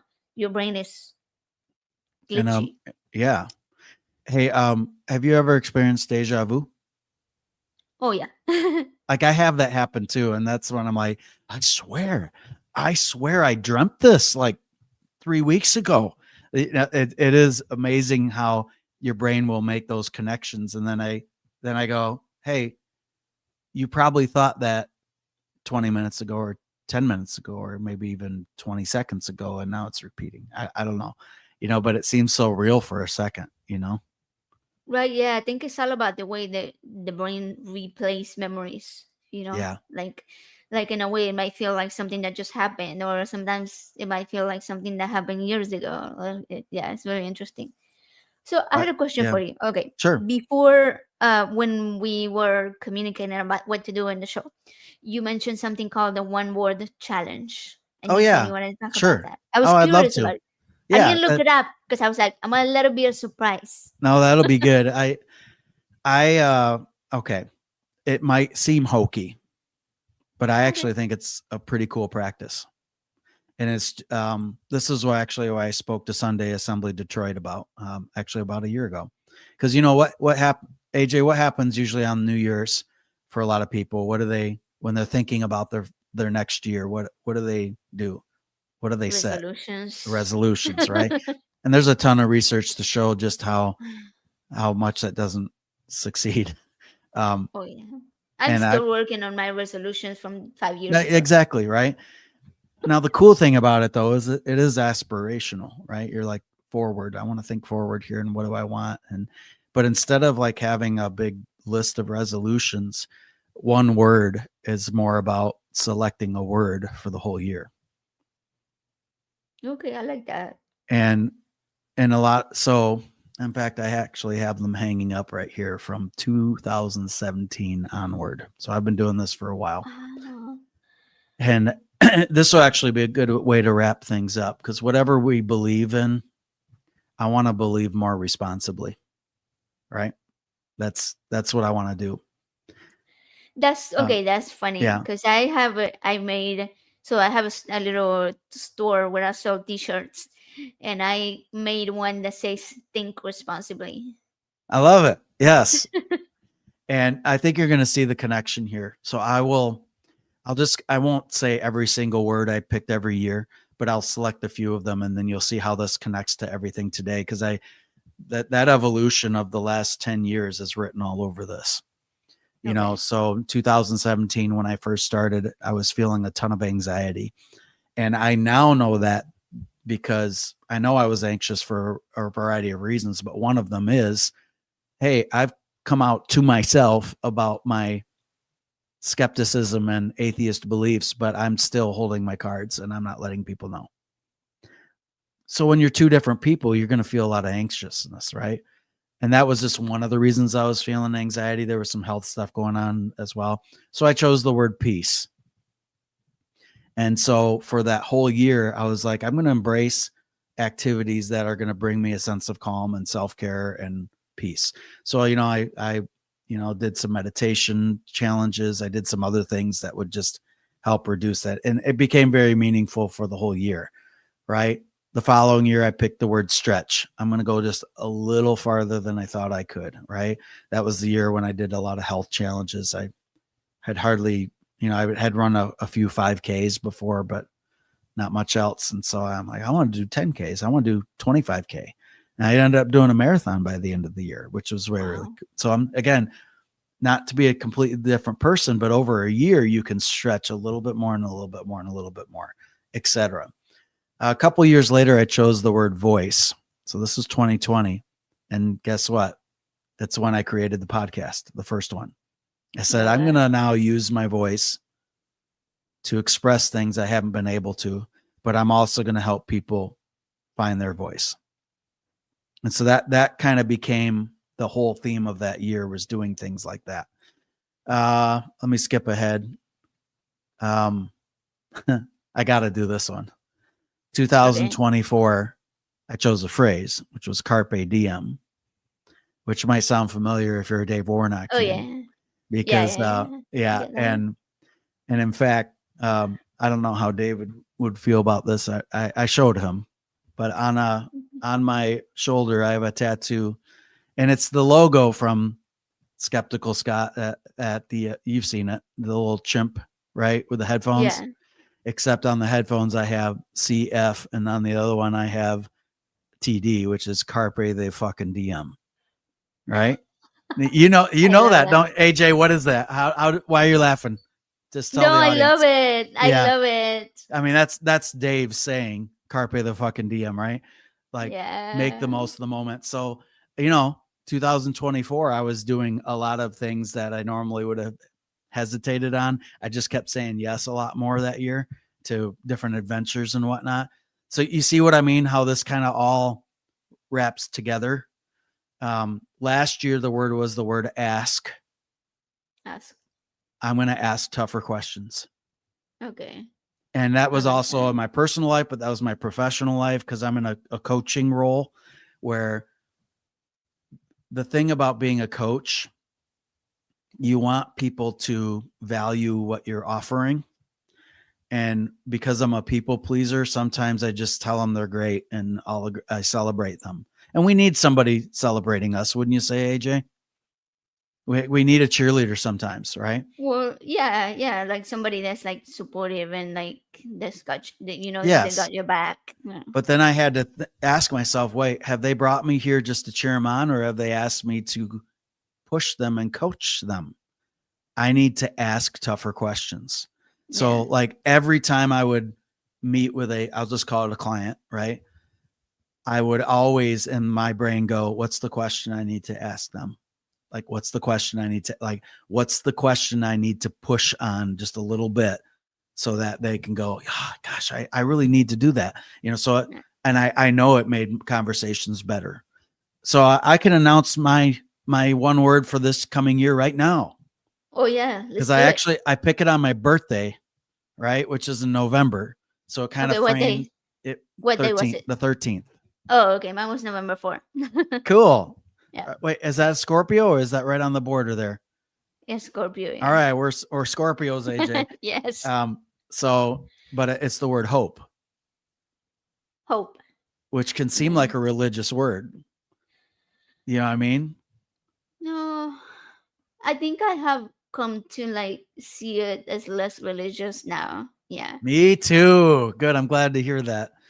Um, because we're surrounded by so much angst, and I know my wife feels Mm, it. I know, like, we've researched if we can get out of the country. I mean, we've done all, there's a lot of angst in the world right now, but I want to be somebody who provides hope for people that, hey, you can be a skeptic and hopeful at the same time. You know, yeah. I can be an optimist because I choose what I want to have happen and act into that, right? I can be hopeful that way. I can bring 100% of what I have, which is not always a lot, but let's say I'm feeling 70%, I can bring 70 out of 70, Um, I want to be that model for people that it's things can be shitty and we can be still hopeful, not in Yeah. a not in a fake way, not in a Pollyanna way, but in a, all right, yep, this sucks. So what am I going to do tomorrow? I don't have to solve everything, but what's my next step? Like that's the kind of hope I'm thinking of, is let's just move forward where we can. Yeah. And hope can also be, can also not be, but like lead you to take more actions Yeah. to Yeah. increase the benefits of what you're hoping for, right? Like if you're hoping for a Yeah. If we better can name world, it, right? then yeah, Yeah. yeah, yeah, yeah. I like that. So If that's the one word challenge for what it's worth. So that would be my 11th word coming up. oh wow, nice. Yeah. So That's I've wonderful. really been, like, it's really been a powerful thing, I at like least in my this. life. Yeah. I'm gonna I'm gonna have my family do that. My kid and my husband do that too. In I'm fact, thinking, can I show you this? yeah, This of drink course. that's giving me some temporary hope right now What you got? is sitting on a coaster that has this word on it, which was this year's ask. Oh, okay. Oh, I have those little wooden things. Yeah. And it's cool because when you tell people your word, I mean, I think it's worth telling people your word because now it's more real. Yeah. Like, people know that you're trying to do that enough to where somebody gives you a gift because they saw the word ask and they're like, "Oh, that made me think of you." you know. So Wow. to have visuals around me here, that's what I mean by it's meaningful. And God Yeah. didn't give me that meaning. I created that meaning myself. How about that? Right. Yeah, exactly, exactly. How about that? How You did about it that? yourself. Yeah. Well, if you do that, I want to know what your one word will be. Okay. So you got to, like, text me. And as you said, you might do that with your family. I would love to know. But Yeah, I was actually thinking about that right now because it has to be, what I mentioned before the show that we were talking about, moving and potentially somewhere, some places, to one place. We'll see where we end up. But I wanted to be about that because for since I moved here when I was like 15, I'm 40 now. I've we've never considered leaving. And for me, change is pretty scary. mm-hmm. I don't like change, even though I've experienced it a lot. I mean, I moved to a whole another country, right? And so yeah, I want that to be like something related to embracing change, or like or adventures, or exploring the world. I don't know. Wanderlust might be a good one. Oh, Right? I like Wanderlust. I like that. Ooh, that kind of, That could it's be a little bit cool. more unique too. I like that too. You may have just Yeah. found yours. You may have just found yours. Yeah, I like Yeah. that. Okay. I'm gonna write it down so I don't forget. Yeah, Well, that's and cool. it usually takes me a while to settle on a word. But it is funny too. Like, I know people who'll do this almost weekly.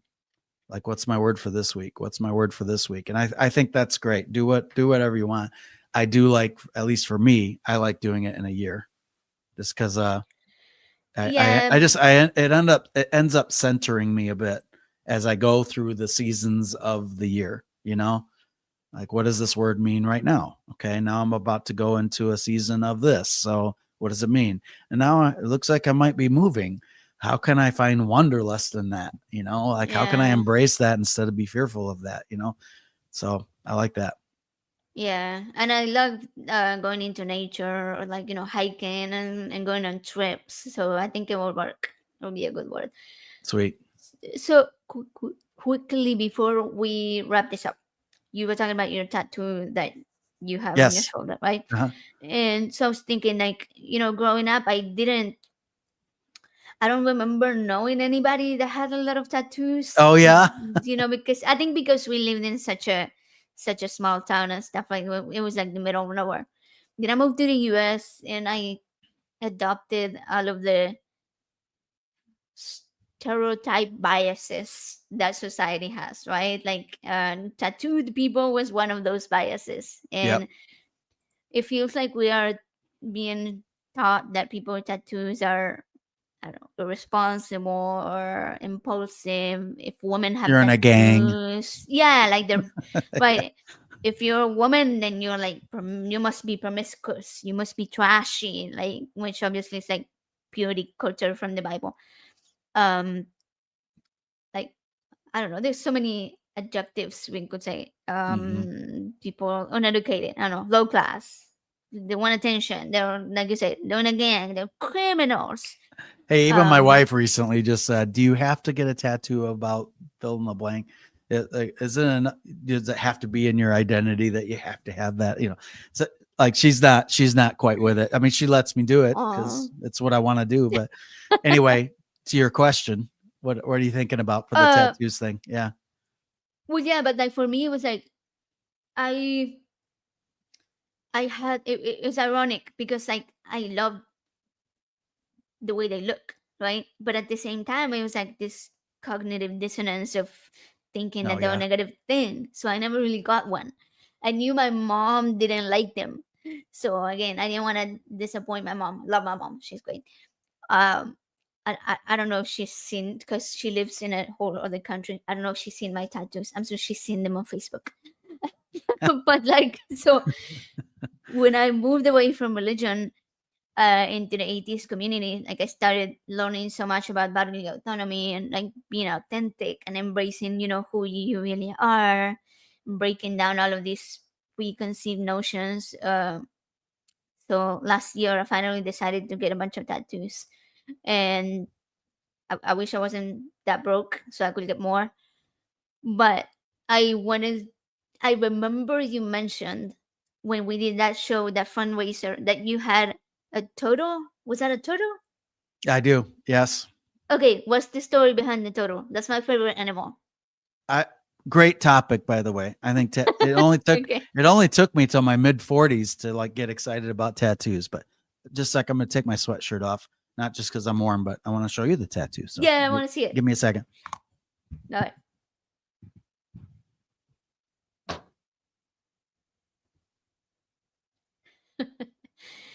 Yeah, mine. I have my very latest one, just so people can see. Oh, I was just gonna show one just so people Yeah, go could for it. Go for it. while you were, well, the very last one that I have. Let me see if we can get a proper view of it. Oh, I see it. It's upside down because like it's a heart. It's an anatomical heart. Oh yeah, yeah. I can see the Okay, there you go. valves. Yeah. All right. So I got that one because my teenager has a heart condition, has had two open heart surgeries and bunch of procedures. So like that's why I got that one. I love that. That's a Okay. great way to, I don't know, show what's on your mind, but also I'm a to heart. honor somebody, to honor Yeah. somebody. Yeah. Yeah. So the turtle tattoo. Okay. Well, Yes. first, I might as well show you this one. Oh, Be- the uh, one the Warner yeah, one. because the Carpe, the fucking DM one. Love that one. So let me first. I already know if I don't change the background. I don't know if I can change the background at this point. Is there an easy way to change the background so it's not fuzzy? I don't know. Um, I think if you go to the three dots on your, Yep, I see it. oh no, Edit. that's not it. There might actually be like a little gear at the very bottom next to the leave room button. You see like a little, The uh, little wheel. yeah, little There. gear. Okay. I got I it. I think got it. I got it. Okay. Visual effects. Boom. Should be, Boom. yeah. Yeah, I'm Okay, learning. cool. There you go. Now sharp. All right.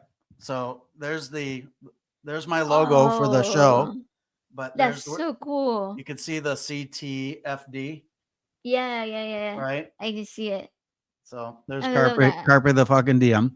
That's Here's now awesome. this was my first tattoo was the turtle shell, That's cool. which Okay, there's I a do remember seeing it when you showed it, but I didn't get to ask you like what the meaning why behind it was. a lot of reasons. Everything's very intentional, I guess, right? I have a friend who got a Superman tattoo and he's like, I don't even know why I got it. He wishes he didn't know. He's like, why? Yeah, I'm Superman. All right. Anyway, Mm. I'm very thoughtful about it. So first of all, for a few seasons I was doing triathlons.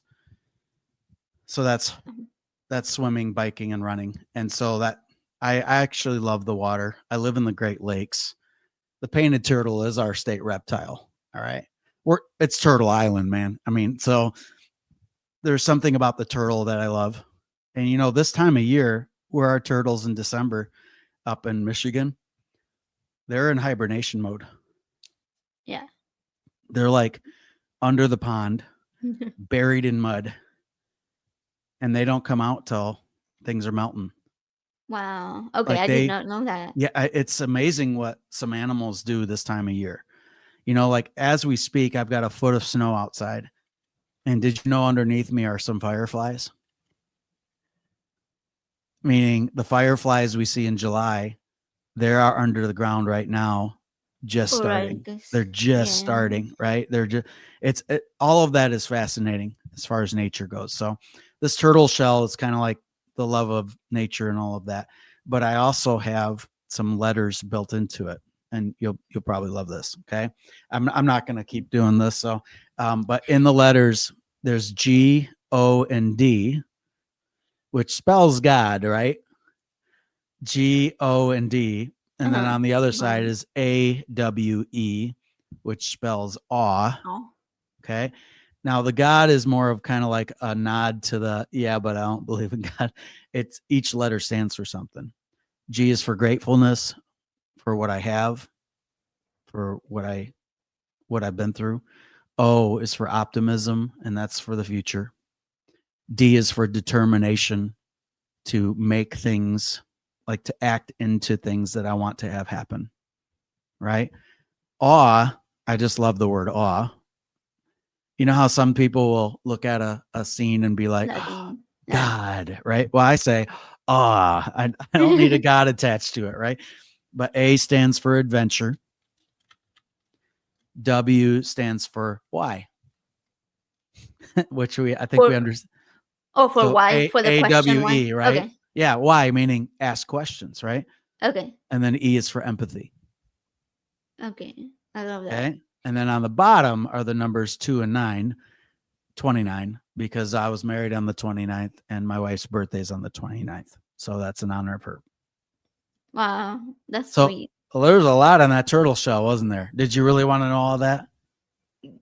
I did. Yeah, I You love did. knowing like because I really like when tattoos have a lot of meaning for someone because They do. you don't just like slap it on for like whatever Some like people do. Superman. Some people are Like like, Superman. why'd you get that? Well, I had a really good night and I went out with friends and, all right. So I did get one in Texas 2 Oh years yeah. ago. 2 years ago, Christmas, we went down to Corpus Christi and we stayed at a little place there, just the three of us, my son, my wife, and I. And so I got Calvin and Hobbes. Okay. Are you familiar with that comic? I'm not.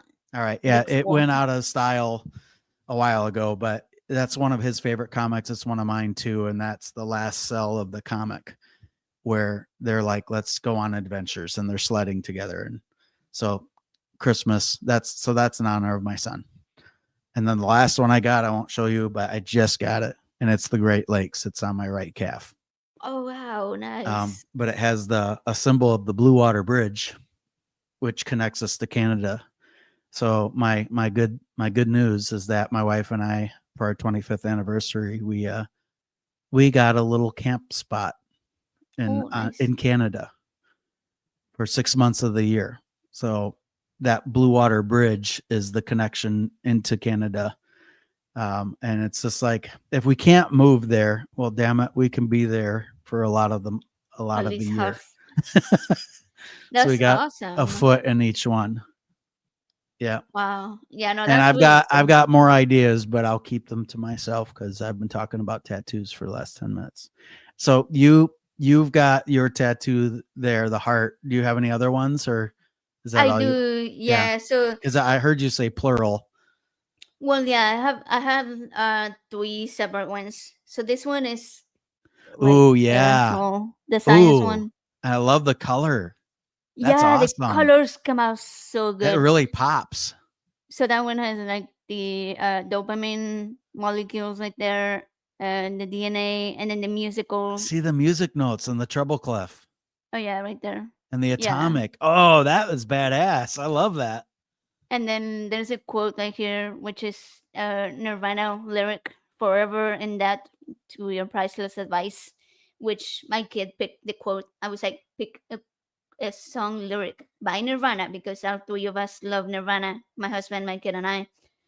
So I was like, that's kind of like a It's you. It's you family. I guys. think, yeah, to make me think of like the family as a whole. And then because music, the musical in in the DNA thing, because that's just something that that really helps me stay sane, which leads me to the very first one that I got. So Ah, it's it's Green a Day. Green Day, but it says Yeah. one at the top. It says one Green Day at a time. Oh, cool. So the Yeah. reason for that one is, what was that like? Was that last year? Yes, it was last year. Like last year, July of last year. I had to get off some medication that I've been on opiates for like 10 years for chronic pain. And your body gets physically, um what is the word?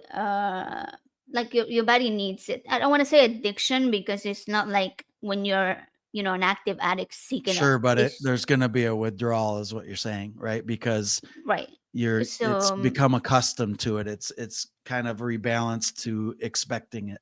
Is that kind right. of what you mean? Yeah. Yeah, yeah, exactly. Like your body becomes physically, yeah, where it physically needs that outside dopamine. Because opiates increase your dopamine levels. So when you're coming off of them, your dopamine levels are gonna crash. Your body doesn't know how to make it anymore, so it has to relearn dependency. There you go. Thank And you. that affects your Dependency. brain big time too, I would imagine. Yeah. Yeah. So I tried to get off of them for a while, and I was having such a hard time that I couldn't do it. So my doctor was like, you know what, we have to do something. So I didn't cold turkey, but he gave me this little device that they place on your ear. It's kind of like needles that go on your ears and on behind your skull, and it takes the edge of some of Mm. the withdrawals, but it doesn't take away the mental part of it. It's just more like it helps with the nausea and the headaches and the shakes, right? Okay. Yeah. But not with the emotional part of it. So I went into like a deep hole, emotionally speaking, and I didn't think I was gonna come out of it. But my mom, my husband, and my kid were the ones that were trying to like sort of keeping me sane. And my husband kept saying, "Take it one day at a time, one day at a time, one day at a time." And then my mom one day was like, "You have to do something." I was like, called her crying one morning, right? And she said, "You have to do something that you used to do before that brings you joy, that normally makes you happy, because you need to increase your dopamine naturally. Your body needs to remember how to do it. And Well, if that you're makes just sense. laying on the Yeah. bed, yeah, if you're laying in bed doing nothing, you're not doing anything to do that. So like I forced myself to get up. I put on the atheist experience shows and in the background on my iPad, and I was trying to like cook something, and then a Green Day song came on, and something shifted in my brain, and it was like immediately like Mm. dopamine just came up. And I've listened to Green Day every single day since then. So for a year and a half, every single day, I listened to at least one Green Day song. But that's why I got that one from I the store. that is an awesome story. Yeah, And it was like life so saving. those are the kind of stories that I focused on that first podcast. You know, like when was the moment? You know, when was the moment? And I love the like you're always gonna hear. I bet dopamine moves just when a Green Day song comes on without plan, like an unplanned. Oh, that's Green Day, right? I Yeah. know that it has to happen now, and Oh I love yeah. how you combined that with cooking and combined that with whatever else you got to do, right? Um, yeah, that's the kind of momentum movers there. Oh, I'm glad you made it. I'm Yeah, glad you me made it. too. Me too. Yeah. That was it was literally what knocked me out of the what pulled me out of the hole, I guess. You know, So yeah. it could have been a lot faster if you just prayed to Jesus. Oh yeah. I, I did it wrong. Yeah, totally wrong. come here and fix this, right? Sorry, I guess that brought us full circle, didn't it? Yeah. Man, and that's a whole nother rabbit trail, right? But it's just like back when I said supernatural thinking is poisonous, gives you a second of hope, maybe, right? Oh, maybe like the chances are worse than the lottery. You know, They in are. a lot of ways. Well, and if you're missing a limb, it's definitely worse than playing the lottery. That hey, just pray for it to come back, right? Same thing for you. It can't be, hey, I can I just pray for my dopamine levels to come back to where they were. Will that work? Can we do that, please? Come on. Yes. I'd like to order a McDopamine, please. McDopamine, Oh 99 yeah. Put cents. in a little cup or something. Yeah. Anyways, do you have any words of wisdom to give to the world before we wrap this up? Before we end the show? I always ask my guests if they have any I'm just words. don't I don't know. I'm just gonna say don't, believe responsibly, drop the Okay. supernatural, Yeah. embrace the rational, don't be afraid to ask questions. And out of all the people's opinions you wanna that you may value, I think the opinion of yourself that you have is the most important. You know, you don't have to please a lot of people. Ask yourself with these limited days that we have, what do I want to do? What do I want to do? I'll just leave you with that. And as far as like, if anything today has kind of like made you go, I would like to hear more, I'd say just go to skepticalscott.com. That kind of gives you the link tree is on the top of that. That gets you all the like social media and all that kind of stuff too. I am not like super active. There's a reason why I don't do a ton of live shows, though I'm enjoying it more when I get invitations like from you, for example. I'm bridging into that a little bit more, which is great. But you've learned this, AJ, that the more you do stuff, the more you take time away from other things, right? Like family, friends, etc. So I'm at a pace where I can reasonably keep up. So I do episodes every 2 weeks. I used to do it every week, and it's just too hard to keep up. But every 2 weeks Sure. it's there, and for an almost 50-year-old, I sure love going on TikTok. Maybe TikTok Live is my next avenue. I don't know. I do love surfing on there though. There's a lot of cool stuff there. Yeah, I mean, I've heard it's pretty yeah, good. The TikTok lives. I've I haven't looked done it at yet, it. but Yeah. yeah, I've thought about it too, but I haven't yeah. I haven't that's where tried I it. can be a little snarky too sometimes. You know how we were saying earlier, hey, The find levels. bridges, connect with people. Sometimes that's like my little snark side. I'm like, I'm just gonna throw that out there. I just want to push it a little bit. Anyway, all that to be said, skepticalscott.com will get you there. Thanks for inviting me, and man, if there's anybody still listening and you made it all the way to 2 hours, thank you Good for job. listening to us today. I know I we did you ramble know a that little, was the but first time I looked at the clock just now? Oh That, yeah, me too. I was like, oh that's a wait, sign of a good you said 2 hours, conversation, and I was AJ. like, oh, I know. I really enjoyed it. I'll be I happy to really have enjoyed you meeting back. you face to face here, at least online. I wanna see you in 3D eventually. Oh yeah, and yeah, we'll I figure have that to get out. down to Like, Nashville. I have to get down to Nashville. I promise, I'm not. I'm off a flat image. Okay. Yeah, I'm Well, hoping to make it to Nashville next year again. I really enjoyed NanoCon, super fun. Or yeah. in Alabama, they Yeah. are having the, what is it, October Ooh, good time of rock year. Rocket City Reason, which is by Yes, I saw. Godless Engineer and Okay. his wife Casey. Awesome stuff. Yeah, they have got a really cool lineup. I'm really excited for that one.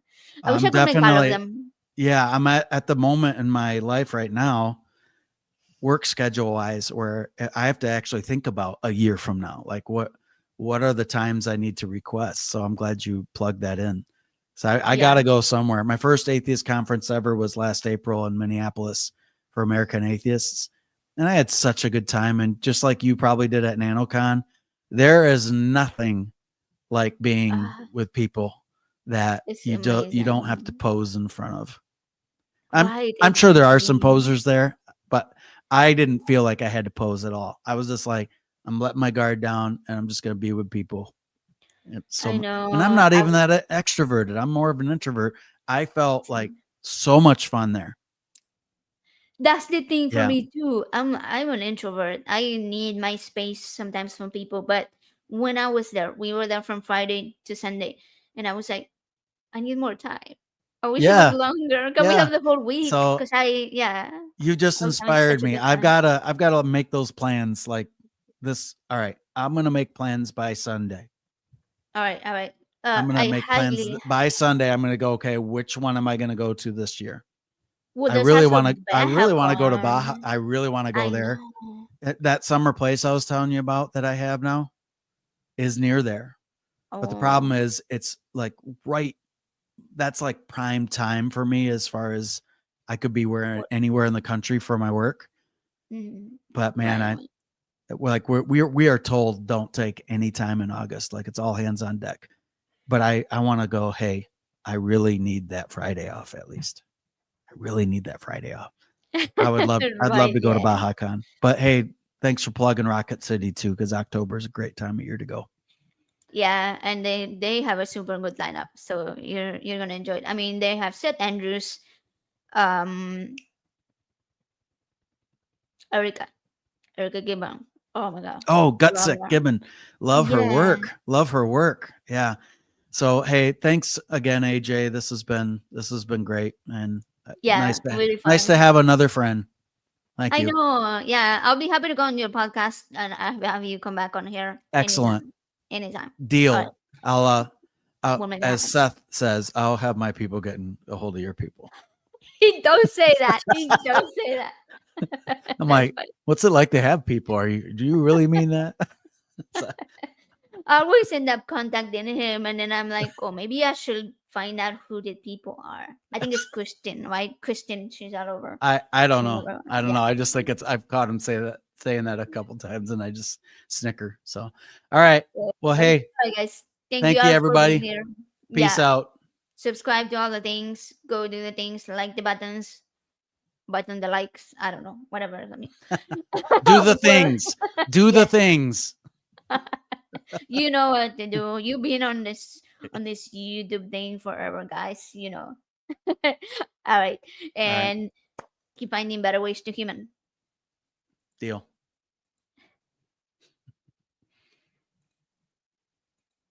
What am I doing?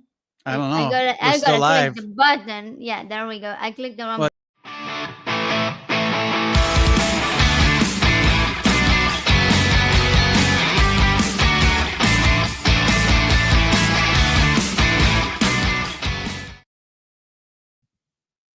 Yeah, I don't know